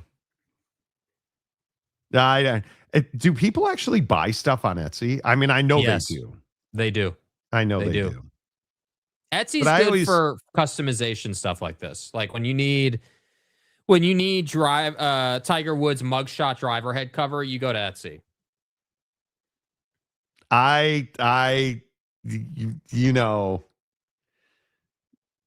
Wear It Golf also has one.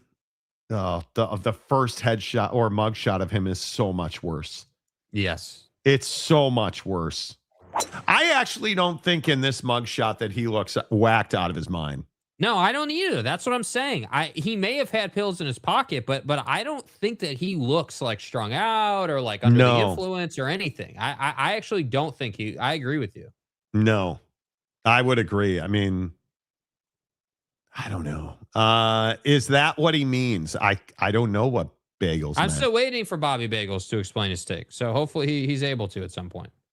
Yeah, I just hope Tiger, here, let me be cliche, gets the help that he needs. So desperately needs.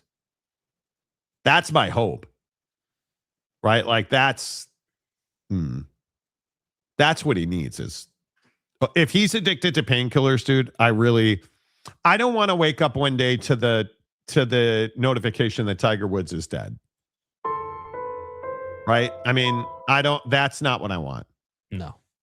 That's not what I want. I can see Tiger's rehab stint being somewhere in the 90-day timeline. As a lifelong fan, just hoping he gets the help he needs. Yeah. Yeah. Joey, Tiger gonna be back on the Denny's night shift side piece trail soon. Well, that's probably never going away. That's probably, what do you call his sexcapades? You know, the distraction or side whatever. Quest. Side quest. Yeah. Yeah, his side quest. You know. Yeah. Tiger threatens himself with an umbrella thinking it's a driver. Okay. You know.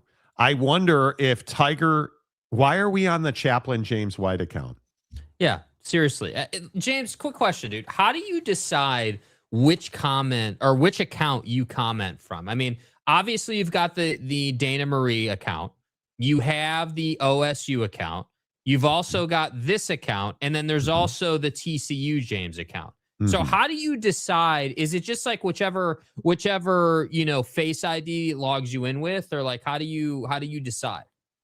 Do you just rock whatever the algo tells you to do? Yeah. Right. I mean, what's the algo deal? James White? Right. I wonder if Tiger doesn't have legal rights to some of the money made by selling those covers. No. Who knows? Yeah. Who knows? I already typed it. It's in there. Who? Bobby Bagels is in red assery mode today. Hey, Bobby, dude, I actually looked ahead because I saw you commented this. It's actually not in there. I went back and there's no actual other comment besides the ones we've already read for you. So type it again. Thoughts and prayers, bitches. Okay. Right. Monty's favorite. I have a work phone. You have a burner phone. See, this is what I'm saying, dude. We've been accusing you of this for how long on the show, and now you're copping to it, finally. So James has finally admitted that he has a burner phone that he also comments from. So we're making progress now. Dana, congratulations for being honest. That helps a lot. If you guys ever want to kick it, we'll flow. James has a burner phone. Does your wife know you have a burner phone? The TCU Monkey account also, Jake. There you go. Right. The TCU Monkey account. Right. So that's the other one. And as I understand it, yeah, this bro right here is the one who runs that account. So, I'm just saying. There it is. See, that's the TCU account owner right there. TCU Monkey account. Exactly.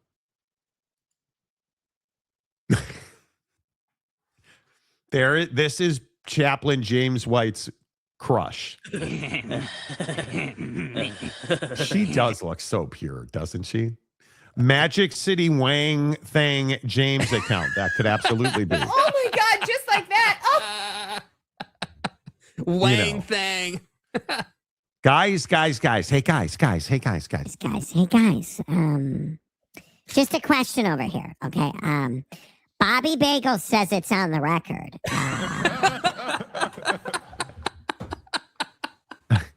It's on the record, Monty. Monty, I made a video last week about this. It's on the record. I tweeted it at you. How did you not see it? I mean, come on. The record's different than FTR, though. Which is different than NGL. Right. So, Right, by the way. Right. Etsy also sells butter knives with Sherrone Moore's face. Okay. Oh. So cold-blooded.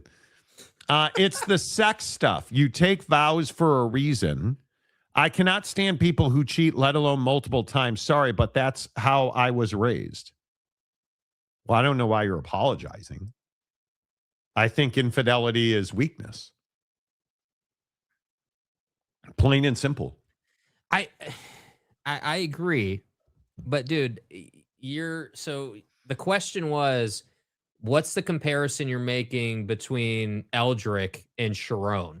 Eldritch. And you're saying that this is a similar case because they both have, dabbled in infidelity, clearly, as we all know.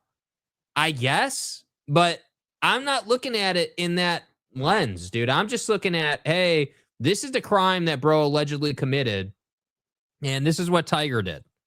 I guess I just feel like it's different. Like Tiger hasn't. I mean, how long has it been for Tiger since he's even been in an actual legitimate, like serious relationship? Because I'm not buying this whole. It's been a while. Yeah, the woman who shall not be named due to the YouTube algo that he, his current girlfriend who gave him the ultimatum allegedly about this stuff needs to stop. I'm not buying that that's like a legitimate, we're trying to get married type situation. That screams, hey, we all like to play Trump National and that's it, So I don't know. It just always felt kind of fabricated to me.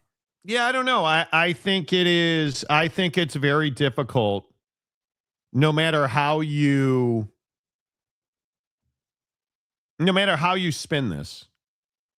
No matter how you spin this, I think it is very difficult to sit here and believe that Tiger Woods or Sherrone Moore are innocent. But I'm telling you, there is no comparison to either one. No. There just is. There's no comparison. And I also would say I think that it's the situations couldn't be more different. And when I say that, what I mean is that you look at Sherrone's case, and that's an abusive power situation. That's somebody who was involved with his assistant, you know, and it's just a nasty, devious, situation. Tiger's stuff was more like, hey, bro, you're the best golfer in the world.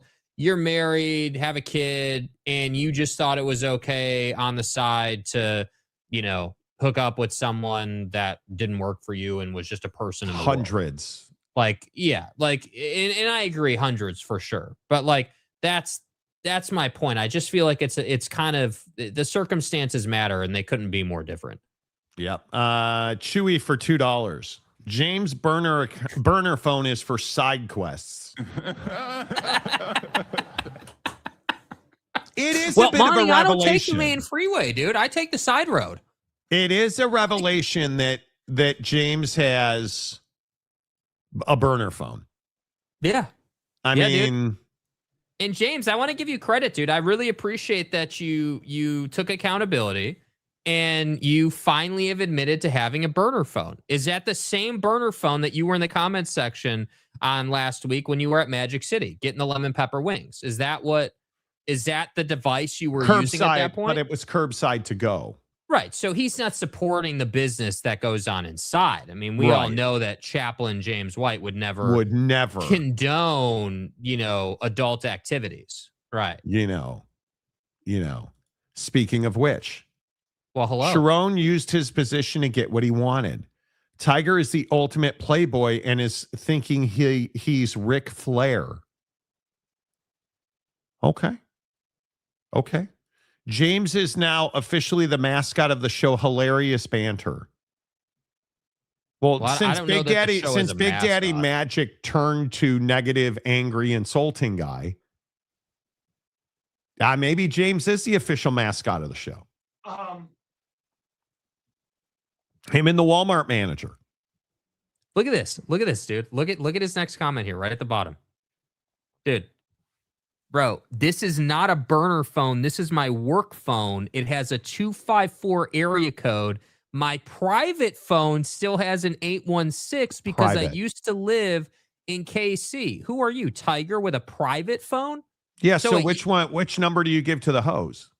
Yeah, so I just want to clarify. So you have a burner, you have the work phone, and you have your personal cell. So you actually have 3 phones that you could log into YouTube on and comment, which it really does explain the TCU, monkey account, this account, the Chaplain James White account, and the OSU account. So now it's all starting. The spider web of conspiracies around James' phone is starting to come together now, dude. And I'm going to guess the Dana Marie burner is the 816 because, well, it's Kansas City.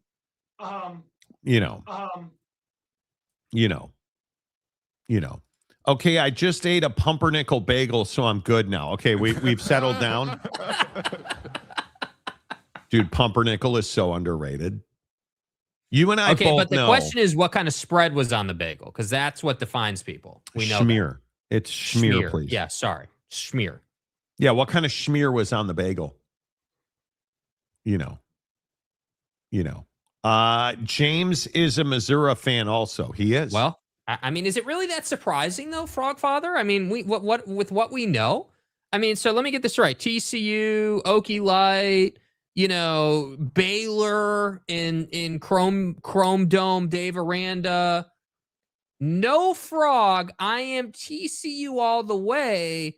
I do like how Mizzo fixed their stadium. That looks good. Okay, so you are a Mizzo fan then. That's what you're saying. So I don't want to hear about Oklahoma State from you anymore because you're TCU all the way. Or is that just on the 254 phone? The 816 phone. It depends what phone he's using, bro. The 816 phone. I'm so confused. Yeah, is Missouri Stadium even fixed at this point, dude? Like, weren't they the team that was on ESPN and half their stadium was under construction this past season? Why don't you have a 214 area code?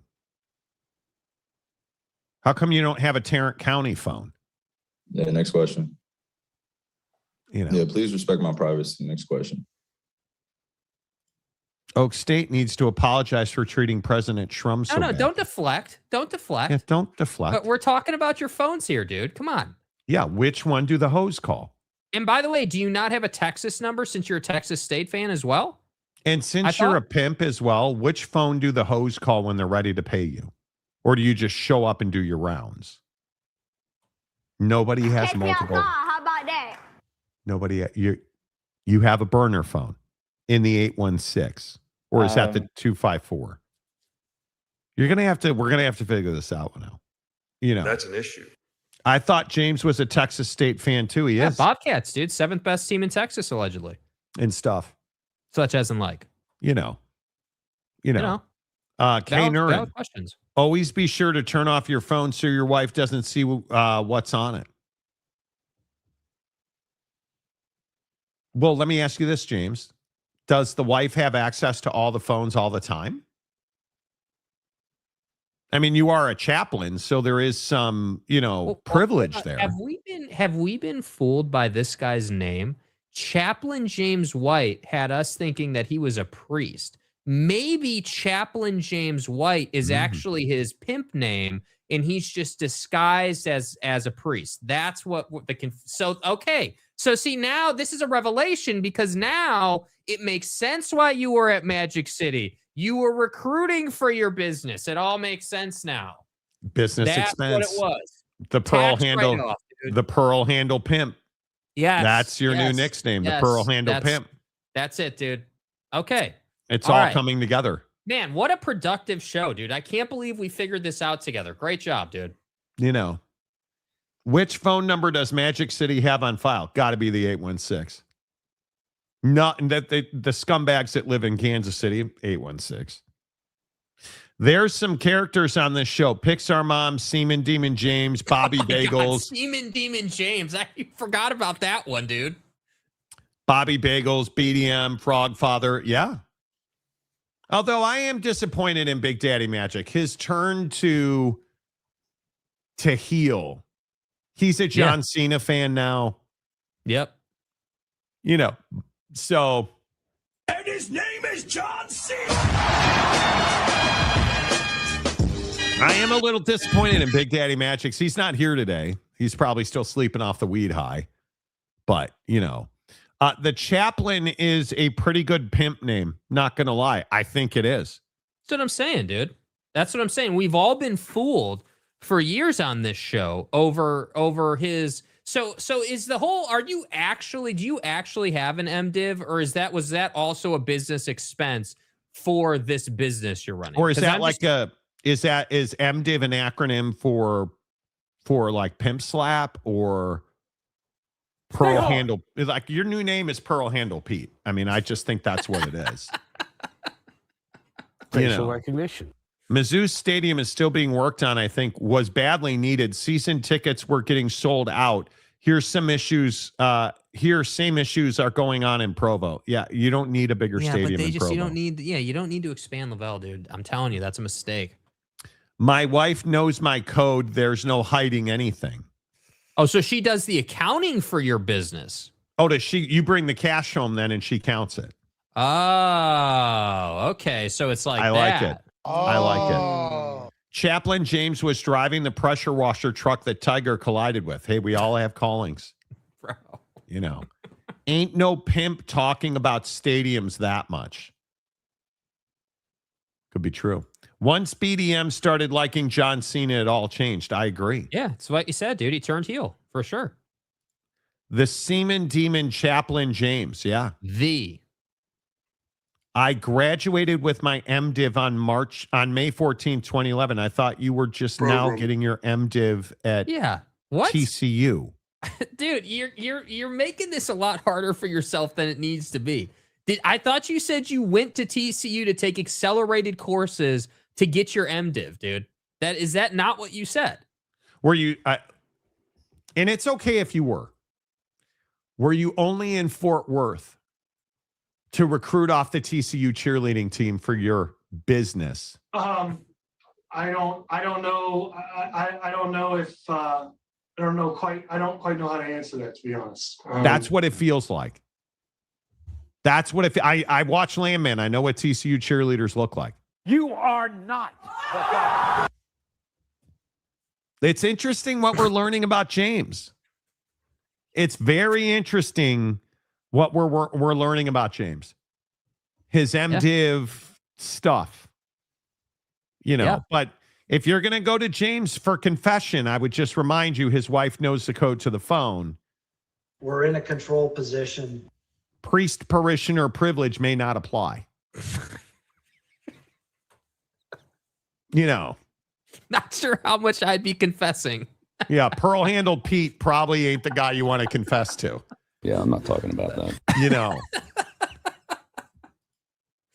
I think he has given up charting for sharding. Yeah, charting was always a code word for keeping the ledger of revenue in his, quote, business.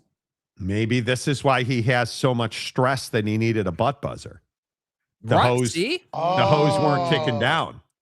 The hose weren't kicking down.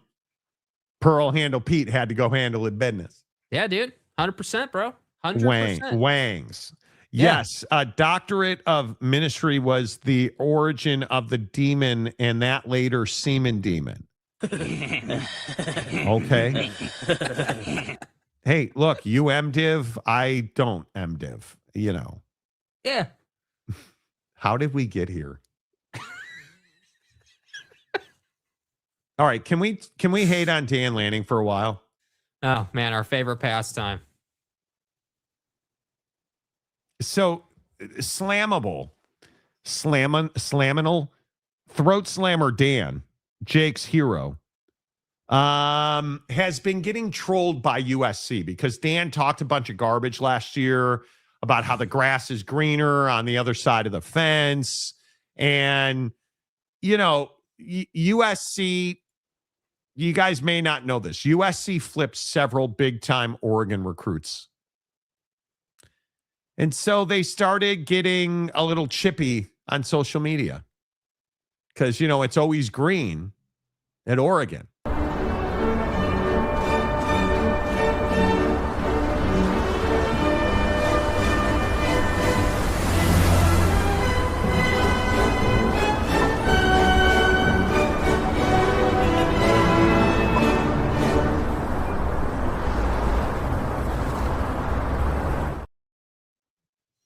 Okay, fight on. See, we went from green to orange.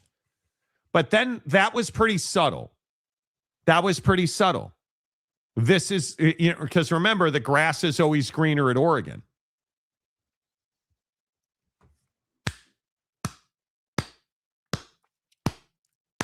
I got to tell you, I mean, that is a masterclass. There was some social media trolling from USC after some recruiting news came through this week a couple of times. I'm wondering your reaction to stuff like that in the moment. Yeah, no reaction. I'm much more focused on winning the fall. No reaction. I'm just focused on ball over here. Your boy had no reaction to that? No. He got why would he torched?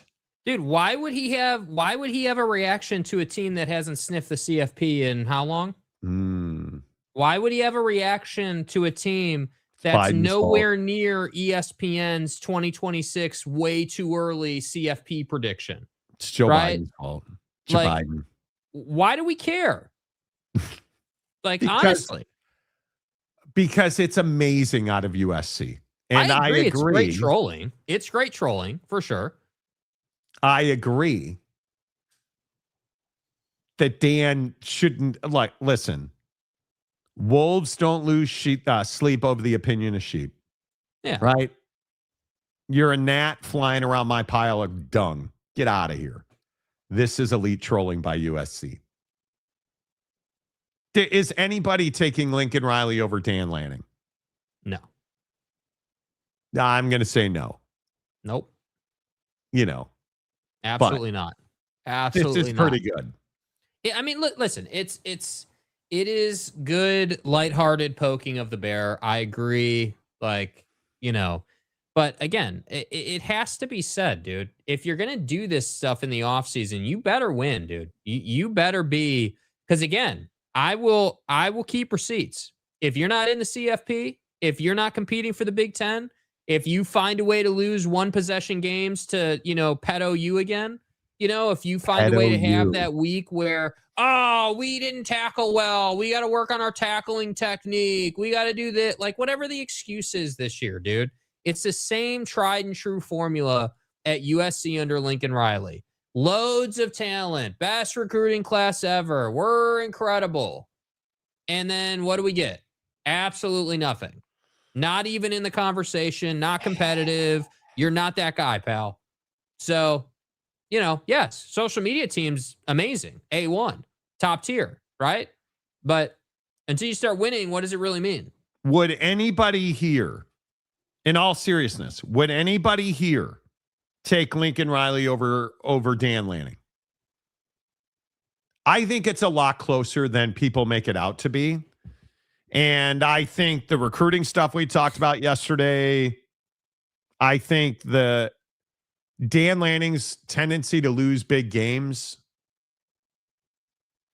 I think it's a lot closer than people think. Because I think Lincoln Riley's more accomplished as a head coach than Dan Lanning is. Lincoln Riley's been at it longer. What? You're not seriously sitting here defending Lincoln Riley against Dan Lanning, dude. Yes, I am. Come on. Yes, I am. Come on. So wait. Come on. How old is Lincoln? I need to look up how old. Lincoln Riley's in his 40s, I 45? believe. Yeah, I think he's 45, something like that. Mm-hmm. Lincoln Riley is incredibly accomplished. I mean, he's got four or five conference championships in the Big 12. Mm-hmm. But is that worth a whole lot? It's probably not. Is the fact that he's got multiple top 10 finishes, is the fact that, he's got, what was he? I think he's approaching this year. He'll break 100 wins. I think Lincoln Riley's a pretty damn good head coach. And I think that when you look at the problem is this is his fifth year, I think, at USC. His fifth year at USC. He's only been to a bowl game 2 out of the 4 years. It's a problem. His best finish is 12th. That's a problem. You're not top 5 Lincoln Riley. But maybe you never were. Maybe those were Bob Stoops' teams. Because I hear that all the time. I'm telling you, Lincoln Riley is better than you think he is. But this is a year where he's got to prove he can develop talent and win games. I don't think that Dan Lanning is as... I don't know that either one of them has accomplished a whole lot. Right? Like, what are we... Well, there's the obvious, of course, the obvious difference of CFP participation, and yes, I agree. As we always go back and forth about Dan Lanning, yes, he has not won the biggest games that he needs to win. I agree with that's the indictment on his name right now. There's no denying it. But we wanted to have this conversation with Kyle Whittingham. We're now having this conversation with Lincoln Riley. And my take is the same. I understand, again, with Lincoln, sure, he did have, you want to talk about quarterback development? You want to talk about Heisman's? You want to talk about 4 Heisman Trophy winners? Yeah. Look, I'm not or saying 3 Heisman Trophy winners, and I'm trying to think. Oh, Jalen Hurts.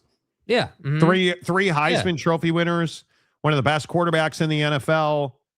Dan Lanning doesn't have that on his resume. Yeah, I think Dan Lanning doesn't have Heisman's on his resume, but Dan Lanning certainly has consistent, performance on his resume in a better way than Lincoln does. I think that Lincoln's recently, because Lincoln Riley at Oklahoma is a better coach than Dan Lanning at Oregon. I don't think there's any doubt about that. Lincoln Riley at USC has left a lot to be desired. I would agree with that. Lincoln Riley at Oklahoma was a different game. I think that you're just not a Dan Lanning guy, and you want to make it out like Lincoln's got anything on Dan, and in my opinion, he's got nothing on Dan. I think that Lincoln so what he did at Oklahoma is just nah. What did he do? Outside of the Heisman's, what did he do? Outside of 3 Heisman Trophy winners, the guy was. Lincoln Riley was 37-7 in conference at Oklahoma, 55-10 at Oklahoma. That's an average of 2 losses a year. Okay. How is that by any measure not elite? Pull up Dan Lanning's record at Oregon. Dan Lanning's record at Oregon is what, again, 5th year, 26 and let's see. Dan Lanning in total is 48-8 at Oregon. Mm-hmm. And his best finish was 3rd in 2024. So what has he accomplished that Lincoln hasn't? I mean, they're remarkably Oklahoma Lincoln and Oregon Lanning are the same guy. The same guy. The exact same guy. Except Dan Lanning doesn't have Heisman Trophy winners. So I think Lincoln Riley was a bad MFer at Oklahoma. Again, didn't win the biggest games. Okay, great. Totally agree. But neither is Dan Lanning. And if we're comparing them today, you're probably taking Dan Lanning if you're hiring. Yeah, but Dan it's not won like the conference in 24. Dan won the Big Ten in 24. Okay, what does that matter?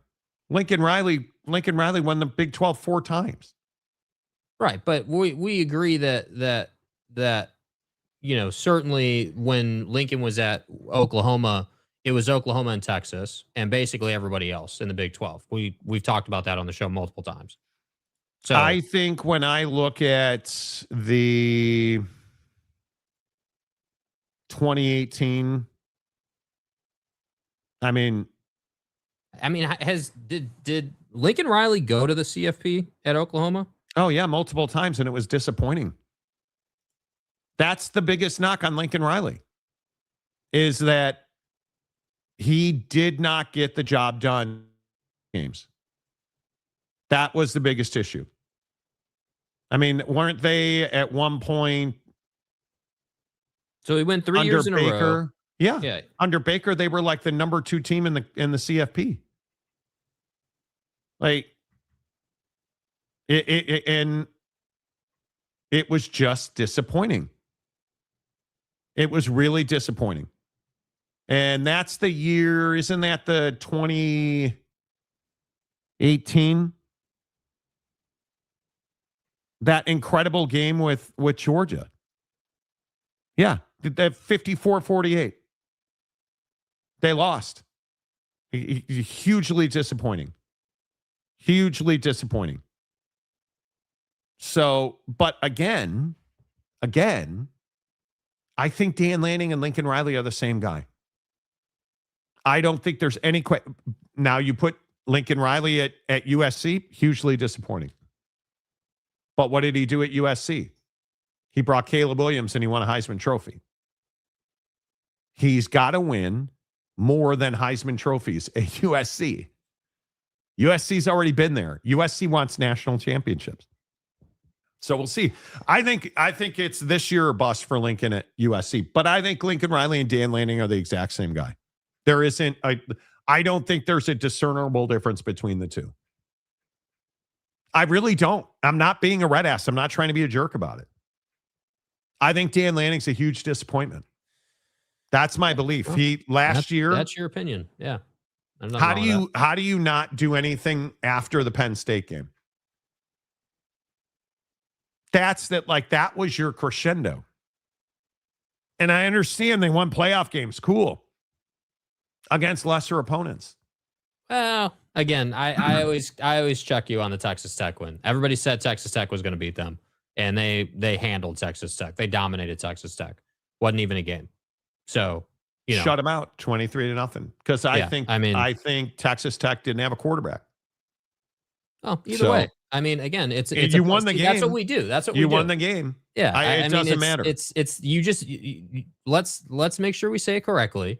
You shut out the Big 12 champion. Yes. But what happened against Indiana? Right. The best team in the country, you lost to them and got dominated. Right. I understand. You got run. So let me get this right. Lincoln hasn't been to the CFP since 19, I think. Since Oklahoma.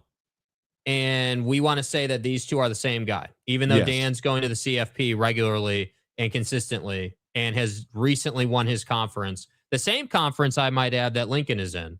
And we're trying to say that these two are the same guy. Yes, they are the same guy. Yeah, I just disagree. I disagree. Okay. Completely. As you're welcome to do. You're a Dan Lanning guy. Right, because I think what we want to do is we want to say, oh, well, let's live in yesteryear with Lincoln. Look at everything he did at Oklahoma. Look at Caleb Williams and the Heisman at USC. Well, I also think that Lincoln walked into a situation at USC where he had zero talent. Agreed. And he's had to completely rebuild that program. And in year one, it was a huge success. 2 and 3, not really. Last year, they were significantly better last year. He's got to win this year. He's got to contend. My opinion is he's got to contend for a Big Ten championship this year. Yeah, which and again, I think would be great for the Big Ten, for sure. The schedule will not allow that. In my opinion, I think it is going to be really difficult. Because again, if we look at the schedule and the travel for Oregon and USC is ridiculous. Or USC on the road, Rutgers all the way across the country, Penn State all the way across the country, Wisco all the way to the Midwest, Indiana all the way, UCLA. Their home games are San Jose State, Fresno State, Louisiana, Oregon, Washington, Ohio State, and Maryland. Like it's an incredibly difficult schedule. And then you look at Oregon, road games, Oak State, USC, Illinois, Ohio State, Michigan State. Much easier road schedule. Home games, Boise State, Portland State, UCLA, Nebraska, Northwestern, Michigan, Washington. I would expect Oregon to contend for a Big Ten championship. I would expect another 13-2, 14-1 record out of Dan Lanning. I would expect that. With that schedule, I just think USC has such a more difficult hill to climb with Ohio State and Indiana. Agreed. That's a much more difficult schedule. Oh, and Penn State and Wisconsin on the road. And you've got Oregon. Like, their schedule is just, but So that's what football is. Yeah. So let me ask you this then. Since you hold Dan Lanning to such a heavy account for the Indiana performance in the CFP, what happens if Indiana blows out USC in the regular season, not the CFP, obviously? Like they did Oregon last year? Right. That's not the question I'm asking you, bro. What are you going to say about Lincoln Riley when they inevitably get blown out by Indiana? I don't think it's inevitable. And that game is at Indiana, which I think, and we'll have to see how the schedule shakes out. We'll have to see what that looks like. But at that point, and I'd have to look at the by date, but I'm pretty sure that's late November. Look at the way their schedule stacks. This is USC's schedule. Week 0, San Jose State, Fresno State, Louisiana, at Rutgers, Oregon, September 26th, Washington, at Penn State, at Wisconsin, Ohio State, at Indiana. That's one of the most brutal stretches in the country. I would expect them to lose to Indiana. I think asking USC to go to Indiana in November, coming out of a stretch of Oregon, Washington, at Penn State, at Wisconsin, Ohio State, at Indiana, I would expect them to lose at Indiana. It's gnarly, bro. And as it should be, you're new to the conference. The hard part is, if I look at Oregon's schedule, I think Oregon's got a much easier schedule than USC does. It is Boise, at Oak State, Portland State, and then at USC. So they open with 3 cupcakes: Boise, Oak State, and Portland State. At USC, UCLA, Nebraska. At Illinois, Northwestern. At Ohio State, Michigan. At Michigan State. At Washington. Their schedule stack is so much better. So we'll see. The proof is in the pudding, right? I also believe that there's no excuse. You either won or you're lost. You either won or you're lost. And I think USC would be thrilled with a 10-win season. If Would I'm you Oregon, go as far as to say, do you expect them to be in the CFP? I do not expect USC to be in the CFP. I expect Lincoln Riley to get fired after this season. I think it's going to be incredibly difficult with that schedule. Really, really, really, really difficult. Really difficult. And I think Dan Lanning, I would assume, we'll see what he does. I would assume at least 14 games. Kenneth Maynor, I expect USC to be a playoff team this year. That schedule, that is so difficult. That is so difficult. When do they play Notre Dame? Oh, wait. Exactly. But I at least logically thinking understand why they didn't want Notre Dame in the end of the season. I mean, that USC schedule is brutal. Brutal. The travel is brutal, let alone the costs. The cost is the cost. You made a decision. Deal with it. The Big Ten, the thing I don't understand is the Big Ten does not help USC at all. At all. And I'm very interested to see when that changes. Because it is wild to me. Like, you look at Michigan's schedule. Michigan's schedule is Western Michigan, Oklahoma, UTEP, Iowa. They don't leave home in the month of September. At Minnesota, Penn State, Indiana. At Rutgers, Michigan State. They're one tough road game. At Oregon. UCLA, and then they go to the rivalry game at Ohio State, which it doesn't matter where that game's played. It's a bloodbath.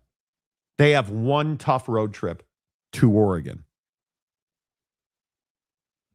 Michigan gets this easy ass schedule. But again, this is that I generally speaking, not unique to USC, but just generally speaking, I don't feel sorry for the West Coast schools at all. I think that like USC specifically, you want to talk about USC specifically, you chose to go to the Big Ten. Yes, you did. You did it in the cover of darkness. I'm not, it's not an excuse. You're USC. You don't get to have it both ways. And I'd say the same thing about Oregon. I'd say the same thing about Washington and UCLA. You made that bed, bro. So it's time for you to, look at Ohio State. Here's Ohio State's schedule. Ball State at Texas, Kent State, Illinois. At Iowa, Maryland, at Indiana, bye week at USC, Oregon, Northwestern at Nebraska, Michigan. Yep. It's a much better schedule. And again, I'll remind you, hey, where is the bye week? Where is the bye week for USC? At least they're late in the season. Their schedule, again, San Jose State, Fresno State, Louisiana, at Rutgers, Oregon, Washington. A week later, you go from home against Washington, at Penn State, bye week, at Wisconsin, home for Ohio State, bye week, at Indiana. So at least the bye week is there between Ohio State and Indiana. But that's crazy to me. I think Lincoln Riley, because I don't know how they win 10 games. I mean, that's why you can't play Notre Dame. Yeah, the schedule for USC, having all three of those guys on your schedule is not good for business, right? Like having Indiana, Ohio State, and Oregon on your schedule, that's a lot to ask. I mean, I think that again, the travel piece is not what I really care about with West Coast scheduling. That's just what you have to deal with. It is what it is. We're talking about football here. You got all the money you could ever want and need. So just figure it out. But yeah, but I don't understand why you would make a schedule where you have Ohio State and Indiana inside of the same month. Like that's just not, that's not, it's not good for business. Yeah, that's just not. So again, the plus side is if you find a way, because I don't think anyone looks at that schedule and expects them to win all three of those games. But if you can make those one possession games, if you can make those games interesting and be competitive in those games, in a loss, I think we've seen with the CFP committee that they'll reward you for that. And they will look at your schedule and say, hey, like that's tough.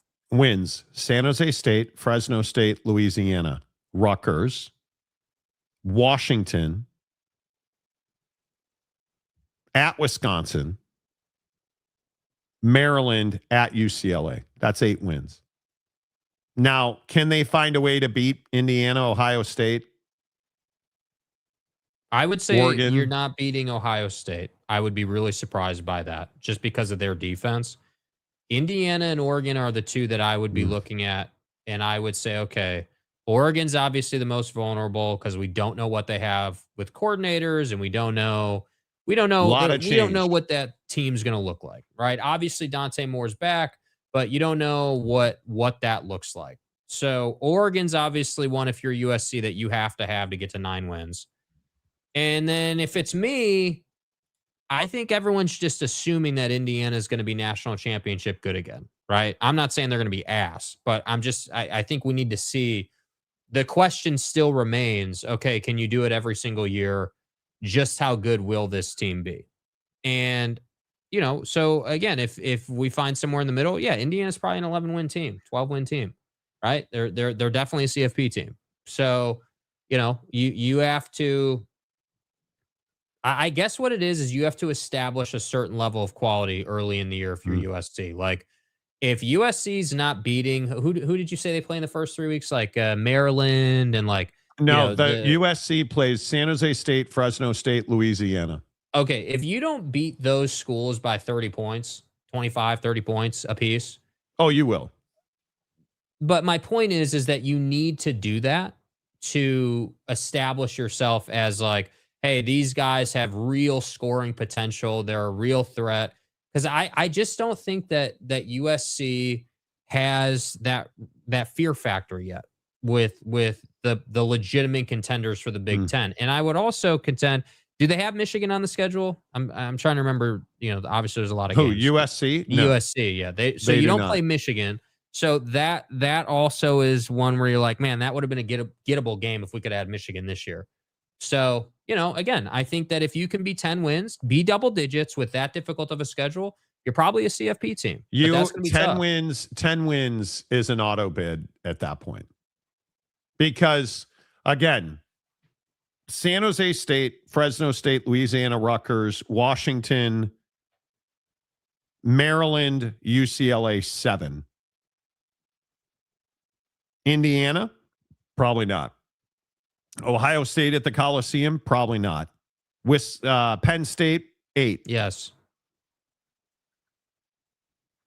Oregon at home, tightly contested. Don't know. But look at, just to put this in perspective, this just came out about 5 hours ago. 2026, way too early CFP, top 25 out of ESPN. Again,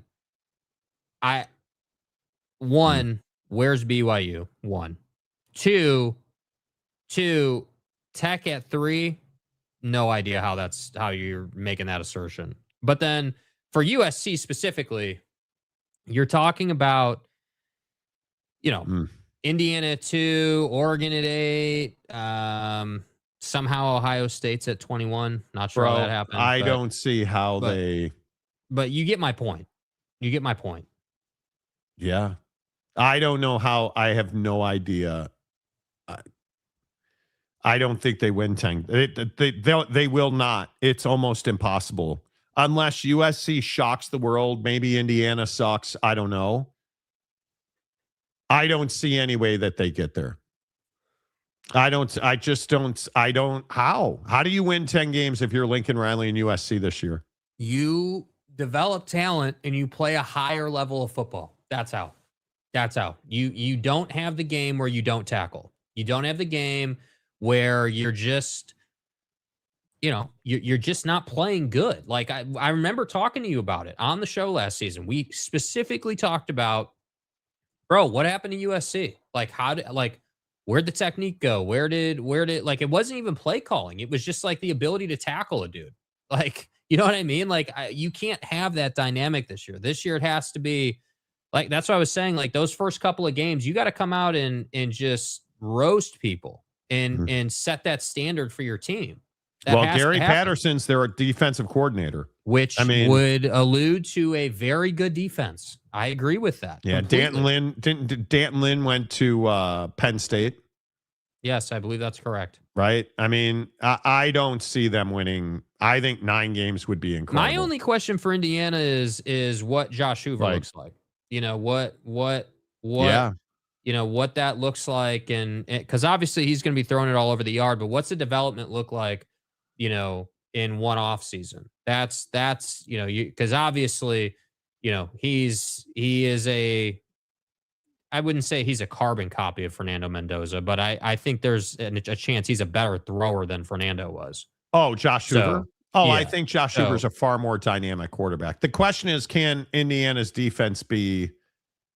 USC, you can't be... I think they were 11th or 12th in scoring defense 2 years in a row. That's not winning 9 games. That's not winning 7 games with this coming schedule, right? I think that's going to be very difficult to do. But, man, I look at Indiana. And by the way, Jeremy, dude, don't tell that to BYU. BYU actually would need to play the same level of schedule. Then you can roll that out. BYU did not have the comp that USC is about to have. That's the problem. You lost to the same team twice, and the Big 12 is not respected talent-wise. So it's just not the same conversation. Yeah, I think it is. The BYU, disrespect of not being in the top 25, though, is crazy. BYU doesn't get the benefit of the doubt ever. They until they break through, I think BYU has to do it bigger and better than everybody else. That's the problem, right? And I'm curious. Indiana, man, they don't have Illinois. They don't have Iowa, Oregon, Penn State. They don't. That's incredible. Not playing Iowa, Oregon, and Penn State is a huge win for Indiana. Wow, that's crazy. Okay, can I sidebar here? Just watching machinations on Twitter come out this morning. Mm-hmm. Apparently, it's come out that YouTube golf star Grant Horvat has accepted an invite to play in the Masters. Apparently. I don't know that I love this, dude. How is Grant Horvat getting to the Masters? Special invite, apparently. What? Nuclear Golf is saying that he's accepted a quote special invite to play in the Masters, reportedly. So that would be brutal. That would be like that I don't can't know. be right. Look, I love Grant. I think Grant's a very interesting dude. But you can't tell me that Grant Horvat should be playing at the Masters. Based on what? Do you know how difficult it is to get an invite to play at the Masters? And Grant Horvat is getting an invitation to play at Augusta. Come on. You got to be better than that. Yeah. That's I don't know. outrageous. People love to do the whole thing of, hey, well, if Amateur Bro started on the green, would they be able to make the cut at the Masters? You know, and I don't know. I'd be curious to see how that would go. You can't tell me he's even making the cut or competitive with those guys. There's no way.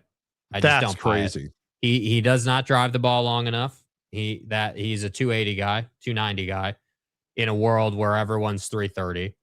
And I don't know. That's just, if that comes out to be true, because Nuclear Golf is reporting it, and they're pretty, I would say they're pretty reputable. Legitimate, yeah. I don't know, man. I guess I just don't love it, dude. And the other problem is that this looks like, hey, well, Tiger's not playing. Who are we backfilling with? And the bigger name is Grant Horvat. I don't know. I'd rather see an up and coming actual PGA, star. That would be surprising. Yeah. That would be surprising. Yeah. If he got in. Like, the Masters is really special. I don't believe that Grant Horvat's playing at Augusta. I don't see this can't be. This has April Fool's bullshit written all over it. I would guess. I mean, you can't tell me, like, I'm just looking at the Twitter reaction and I don't believe that for a second. That doesn't math at all. That does not math at all. So we'll see. I don't believe that. I don't believe that at all. Yeah. Like, there was a story going around that Notre Dame and Michigan today are back on, and that they have a contract for the mid 2030s. Bullshit. Mm-hmm. Like, I mean, I just don't buy it. Anyway, all right. This is why, okay, and again, I'm happy to stand on my porch and tell you to get off my lawn. Do it, I dude. hate April Fools. Yeah, do it. I hate stuff like this. I don't think it's funny. Am I just not sense of humor guy? I don't buy it for a second. I think it's April Fools all day long. Probably is. I think it's April Fools all day long. And I hate it. But would you be okay? Let's say that Grant Horvat style guy, whether it's Grant or another guy, any creator, is there somebody you would want to see play in the Masters? Is there, like, someone who's not a PGA professional, like a tour player, that you'd want to see? Because I think that's something that people have pondered about for ages. I mean, every single year we get to Masters Week And every podcast and their mom talks about, oh, well, hey, Monty, if, this guy started on the green, would he make the cut? Like, I feel like we all want that on some level. My belief is the Masters is really special. I don't want to see YouTube golfers at the Masters. I don't want to see, like, I watch a lot of YouTube golf. I watch a lot of Grant Horvat, Bryson DeChambeau, the Bryan brothers. Mm-hmm. I don't want to see those guys. I don't want to see the good crew at Augusta. It's a special, special place. Yeah. I don't want to see that. I don't even know who I would think. I don't think Tiger should be playing the Masters. Like, it is a tournament for the best golfers in the world. Yeah. That is the one tournament where I'm like, and like the U.S. Open. Mm-hmm. The U.S. Open, the qualifying for the U.S. Open is such a special process. And it should remain that way. It should be hard. I just don't want, I just don't want it. I agree completely. Yeah. I'm probably being, I'd rather see YouTube golfer guy at like the Phoenix Open or like a place that a tournament that, is not of consequence in terms of dudes trying to, because like these last couple of weeks, these last like 2 to 3 weeks leading up to the Masters, like Ricky Fowler was unable to qualify through points to get into the Masters. And so he'll need a special exemption. I don't know if he got it or not. But like when dudes are out here the last couple of weeks leading up to a major or like an Augusta level tournament, I don't want YouTube golf guy out there diluting it. These guys this is what these guys do. This is their profession. This is like how they make their money and their living. And I think that we need to respect that on a certain level. And I just hope that I think that there's a synergy that pro golf has yet to realize of like, hey, if we could bring on the best amateurs in the world, guys who are not pro golfers, but are really good at golf by amateur standards, put them in the field and let them compete at a more casual tournament. Again, Pebble Beach Pro-Am, Phoenix Open, that level of tournament, that could be a very cool spectacle to see. Hey, dude, you're like one of the best amateurs in the world, and you shot 85 at TPC Scottsdale, let's say, while everyone else on the tour is shooting like 65, like 20 shots better than you. That, I think, would be an interesting take. But I agree, the Masters or like any of these tournaments that are super exclusive, have that prestige, like the Wednesday at the Masters. I don't want to see, dude. And again, let me be the red ass too. I don't want to see Grant Horvat on a Wednesday at Augusta when these guys are out there with their kids and their wives playing the par 3. I don't want to see that, dude. I am there for great coverage and the moments, and like Tommy Fleetwood this week talking about the Blackstone partnership. Yeah, and no Creator Classic BS at like Augusta. Come on, man. Come on.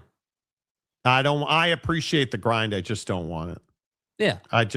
No, hell no. I've never played. I'm not good enough to play Augusta. Fuck, I'm not good enough to play most courses. You know what, dude? What's really funny too is like, I find myself like a lot of people are like, oh, well, wouldn't you want to play Augusta? Or like, would I play one round at Augusta? Sure. Well, of course. I would play one round there, but I don't pretend to say that I'm like great at golf or anything like that. I actually really don't mind playing, more mid-tier courses or local munis where I can just be out there and there's not all this pressure around, oh, you're playing this amazing course. And like, I just want to be out there having a good time. And I think that it was really interesting. We were in LA over the weekend, as you guys know. We played Pelican Hill, we played Anaheim Hills, and it was really interesting. While we were playing Pelican Hill, we were talking about like, wouldn't it make more sense for these courses that charge a lot of money to play them to make the greens a little bit easier? I'm not saying to make every putt like a gimme or something, but like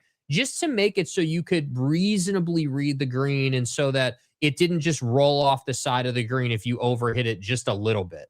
Because the greens were just super hard at Pelican Hill this time we played it. Yeah. And that's what I think people don't understand about Augusta or other, like the U.S. Open, like the infamous Rory putt that he missed when Bryson beat him. You understand that in that moment and with that green, there's a reason he missed that putt, dude. That's not an easy putt, bro, at all, even a little bit. Yeah. Good old boys club. But that's what the U.S. Open and the Masters should be. Yeah. Go play. If you want Grant Horvat to play a tournament, go have him play the Barracuda. Go have him play even the Waste Management, which I think is ridiculous. Go have him play those tournaments. You can't have him play the Masters. Agree, Jake. A tourney like the Waste Management Open in Scottsdale would be perfect for Grant. He turned down an invite to the Barracuda Tour last year, though. He did, because they wouldn't let him film. I mean, I think that, Grant at some point needs to do it, but I understand why he turned that down because they wouldn't let him film. And quite frankly, I think that Grant, needs to continue to make a decision on which way you want to go there. But at some point, if you're going to do all these partnerships in videos with pro golfers, at some point you need to get out there and play with them. At some point you gotta experience that. Yeah, I don't disagree. All right, couple other comments. Obviously, we can keep talking a little bit of football here. Love that Texas isn't even talked about anymore. One of the elite programs in the country. Yeah. Another program with a lot of change in it.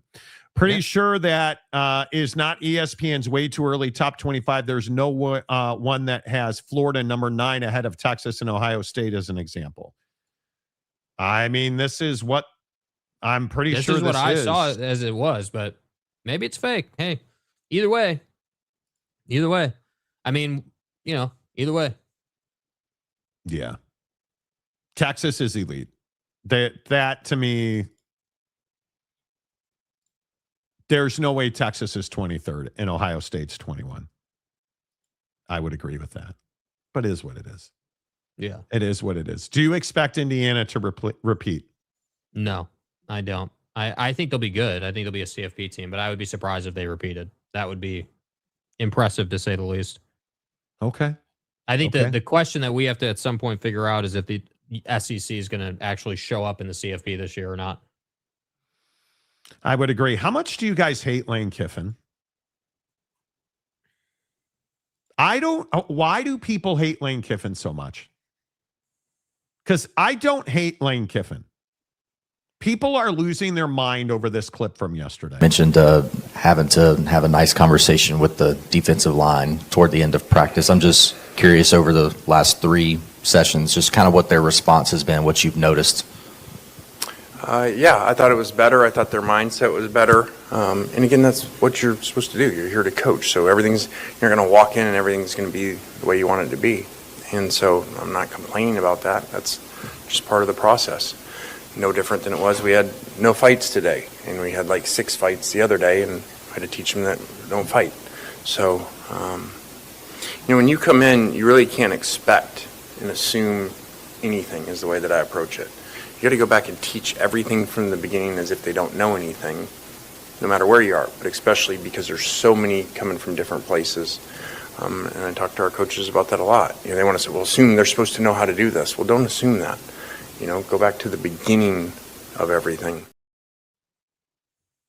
Why is that at all controversial that they were having fights at spring practice? Because people view Lane Kiffin as a snake and as a used car salesman and as a guy that schemes his way. Well, just because I think people don't like obviously the most recent one is Ole Miss, right? Like people don't like that he left Ole Miss, that, like when he did, and how it all went down, and the tarmac interview with Marty, and just these, I don't view Lane as a horrible guy. I think that Lane Kiffin, Lane Kiffin would do really well for himself by winning something this year. Let's just be real, right? Like if you could go and get to the national championship this year, that would be really beneficial to your career, given how much money you're being paid and given the expectations of that lovely university. But I just think that people don't like him because that's the reputation he has for himself. Whether it's founded in fact or not, I don't know. But that's certainly his reputation. Yeah, I am a huge Lane Kiffin guy. I'm on the Lane train. I'm not quite the Lanning slammer that you are for Lane Kiffin. You're a Lincoln guy now. You're a Lincoln slammer. We know that about you. You're a Lincoln No, slammer. I hate USC. So no, I'm not a Lincoln Riley slammer. Uh-huh. I'm not a Marcus slammer, although I could be if they win a national championship this year. That's I right. will start. I'll start stretching the esophagus on a different level at that point. But I don't hate Lane Kiffin. I think Lane Kiffin's brilliant. I think he is one of the best coaches in college football. Yeah, he's top 5 easily. Yeah, I mean, I think there's a legitimate case to be made that they're competing for a national championship if he doesn't leave Ole Miss, for sure. We're going back to the Raider job. I haven't been a fan of Lane since he BS'd his way into being the Raiders head coach. Dude just strikes me as a con man. Oh, why are you being so negative? What's wrong with two holes? Why are you hating? I don't know, Brandon. Why are you hating, dude? You know? Buddy's spray tan game is strong in that clip. Paul didn't go in the hoop. You think this is a spray tan? Mentioned having to have a nice conversation with the defensive line toward the end of practice. I'm just curious over the last 3 sessions. I don't think that's a spray tan, dude. I think homeboy golfs That's a and fishes tan, dude. a lot. Yeah, that's a tan. And I am jelly. No doubt about it. Deep stuff. No, I'm going to leave that alone. Lane is just playing a character. Okay. Dan Lanning is a lawn turd. I like the way this one started. 2 years ago, Ohio State embarrassed them in the Rose Bowl. The score was 35-0 before the half. Hey, anything BYU you want to say? Hey, BYU fan. Oh, why are you commenting on teams that go to the CFP as a team that's never been to the CFP? Here we go. Jake took that personally. He made it personal calling Buddy a lawn turd. What do you want me to do? Chick. Do not attack Dan Lanning in Jake's presence. Jake wants to play tummy sticks with Dan Lanning. It's really just that simple. I mean, again, BYU fan, you don't know what the CFP is. Why are you commenting on guys that go to the CFP? Just saying. After LSU, Lane's going to Utah Tech to make them to take them to the promised land. Remember when the WAC was a conference? Group hug. We could do that. I think Lane needs to get to and win in the college football playoff. Otherwise, he's just another Lincoln or Danimal. Wow. Brother, hold on. Whoa. Whoa. Hold on a second now. Bro. You did not just say otherwise he's another Lincoln or Danimal type. All coach or all sizzle, no steak. Yeah, the only key difference here, brother, is that Lincoln hasn't won in the CFP since before the damn pandemic. You understand that, right? Like we're half a decade since bro has won in the CFP, and everyone's like, "Oh yeah, man, Danimal and Lincoln are the same guy," and they're not, dude. They're not. They're not at all. It's not even close, dude. Okay. Dan's actually winning something in the modern day. Meanwhile, Lincoln's over here in Hollywood Hills telling us how great he is.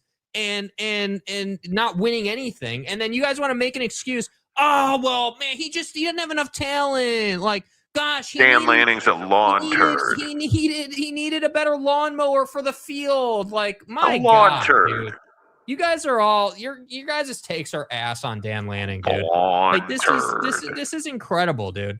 Like, how do you guys? Maybe your take on Dan Lanning's ass. Yeah, the difference is at least dudes in the CFP, unlike BYU, unlike USC, unlike a bunch of other also-rans in the Big Ten. Like, you guys are sitting here saying that at some point we got to start talking about them. Okay, cool. When your team plays Indiana in the CFP, then you can join the conversation. Until that point, there is no comparison. There's just not. It's not how it works, dude. The moment was too big for Texas Tech's first time ever in the playoffs, and the bye is killing teams that are receiving them. Totally agree. So now there's an excuse for why Dan wins games. Okay. Yeah. Okay. They didn't win with the bye. They didn't win with the bye. So again, since you're a BYU fan talking about other people, what's your excuse for not being able to beat the same team in 2 straight games? What did Oregon do to Texas Tech last year? Dan is superior than Lincoln, Sataki, and even Whittingham. Okay. I mean, listen, that could be. That could be. Amazingly enough, my missus calls me a lawn turd on a daily basis. My wife says I'm shaped like a lawn turd. I mean, if Lanning is a lawn turd, would that make the grass not being greener? I would agree. Right? Fertilizer. Where Oregon's building their, practice facility that Jake's Their supposed to be IPF. photographing. Excuse me, their IPF. There's some brown spots under that green grass. Yeah, dude. Right. Wow. Right. We need to get a water filter out there in Oregon for your boy Marty. I'm not saying they are bad coaches, not great top tier guys. Right, but you threw Dan and Lincoln in the same conversation, even though Lincoln hasn't won anything in 6 seasons, bro. And how long has it been? Dan Lanning. Yes, he has. He won the Big Ten. He won 2 CFP games. Like, what do you mean, dude? You can't just you can't. That's what I'm talking about. It's the convenience argument. Oh, well, Dan's the same guy as Lincoln. Well, Dan's won the Big Ten and he's got a couple CFP wins. Yeah, he didn't beat Indiana, but he does have wins. That doesn't matter. It was JMU and Texas Tech, and Texas Tech had the bye week. Right, but he still won the game, and they can only play who's in front of him. Mm-hmm. Like, Ken Maynor, who's been a member for 4 months. Thank you, Ken. Hey, Kenny. LSU are the college sports heels, Lane, Wade, and Mulkey. Oh, God, Mulkey. Yeah, I mean, right? Speaking of tummy sticks, Mulkey. I enjoyed watching her melt on the sideline after Duke made that game winner.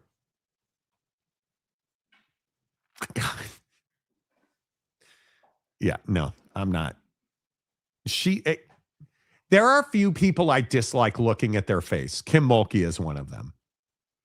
She's rough. But LSU doesn't seem to care about one's character when they hire you, do they? Tampering 101. Lane, Wade, Mulkey. They don't seem to be worried about hiring nice guys to be That's or like nice a whole gals. level of tampering. They don't really seem to concern themselves with that. There's tampering, and then there's blatant tampering. And then, how long until Wade picks up another FBI wiretap? Hey, James, you want to talk to Wade about those burner phones you got working? He needs a new system. It's Chaplain White, please. Yeah, Chaplain White. Sorry. He's got his div or whatever. Hey, player. Speaking of turning heel. Yeah. It's fine. It's fine. Should we talk about smashing Kim K or save that for tomorrow? We can save it. It's fine. We've had our fill. Okay. You've had your fill of Dan Lanning. Mm-hmm. I'm just, mm-hmm. God, I just hate April Fool's Day. I hate it so much. Yeah. There's so many of them going around Twitter now. It's just, am I a red ass over this, you guys? I'm already sick of this. Like ASU putting out, we're building a pool in the stadium. Shut up. Like, just shut up. Right? Hire a basketball coach first. They did, but and now he's sick. Did you guys hear about Randy Bennett? I hope he's all right. Anyway, my point is all of the stupidness around April Fool's Day, I can't stand it. It's tired, no doubt. I fell for the April Fools. What April Fools? Did Jake already got one on Grant Horvat? I would assume that's a April Fools. Hopefully. What's the over-under on how many games Holly Rowe gets the pow-pow on her hands on national television? Cocaine is a hell of a drug. Oh, man, dude. That's iconic, bro. In In any scenario, Jake, is the answer yes? In any scenario. Dude, no. Hell no, dude. No. No. In any scenario, Diego Pavia's mom. No, absolutely not. Nope. Oh, no. Wow. No, man, I can't do it. Nope. I can't see it with Holly Rowe either. Your third leg was just phenomenal. I'm not doing it. Yeah, I can't do it, dude. Nope. Absolutely not. I think the early college football top 25 is an April Fool. I would agree with that. Maybe so, dude. Jake's 0 for 2 on April Fool's Day jokes today. Well, there we go. Okay, so I just got my monthly recap of how much I drove my BMW. Okay, over under is like 400 miles. Way under that. 287. Nice. But it says that is in the upper tier of X4M owners. 287 miles in a month, and I'm driving more than most other owners. What are most other owners driving, does it say? I don't know. I don't know. But there are most days where I do not drive my car. Like, I would love to understand. Oh, God, it tells you what your average speed is.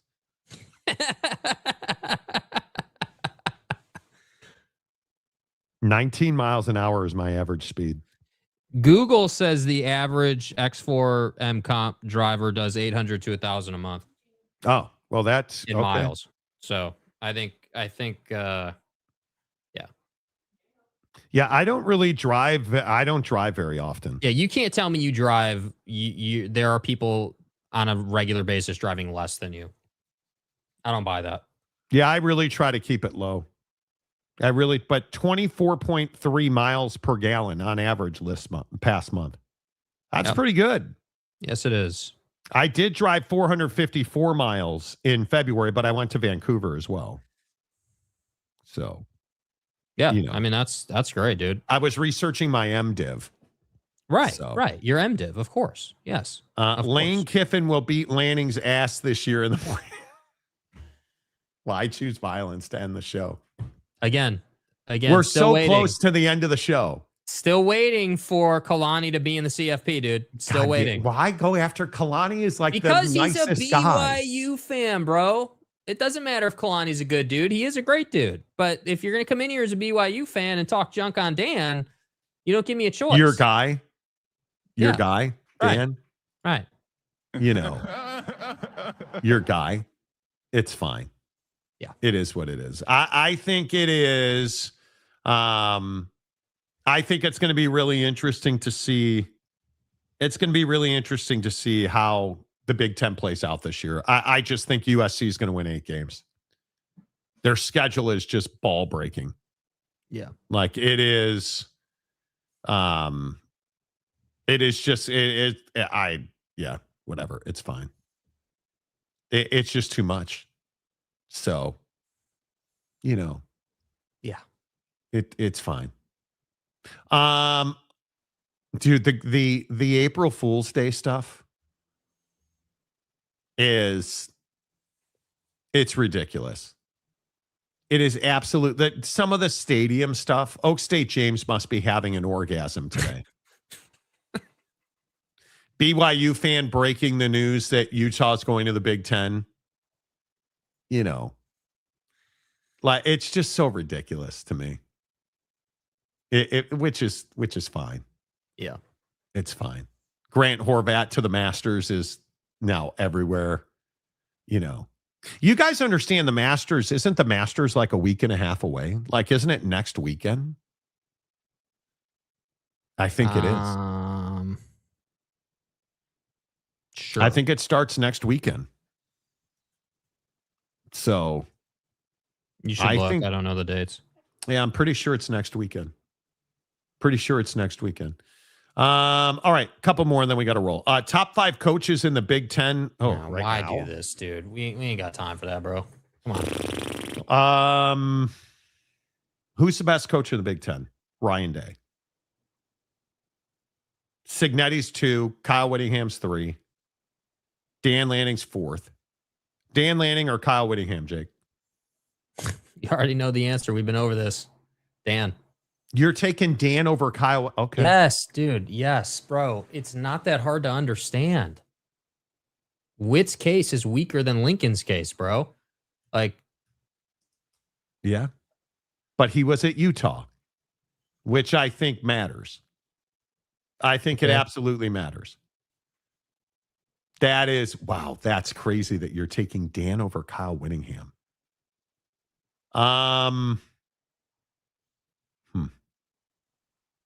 If I had to go to, boy, that's tough.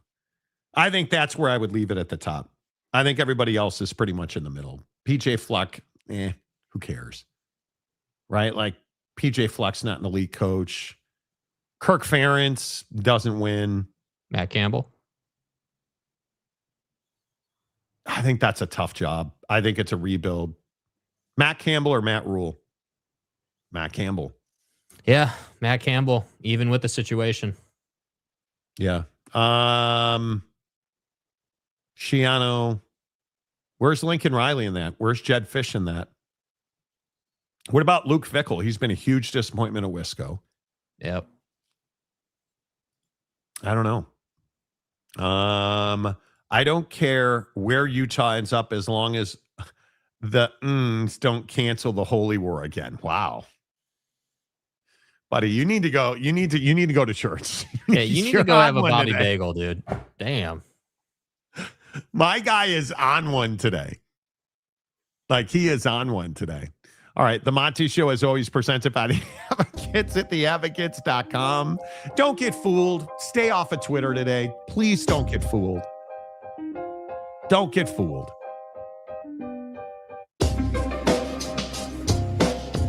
Settle down. The Advocates at theadvocates.com, the best injury attorneys in the business. No matter you're listening to the show, go get them at theadvocates.com 24/7, 365. Clear, risk-free advice. You never pay the advocates out of your pocket because you don't pay the advocates unless and until they win your case at theadvocates.com. Make sure you tell them you heard about it on the Monty Show. Until tomorrow, say goodbye, Dan Lanning. Goodbye, Down Landing.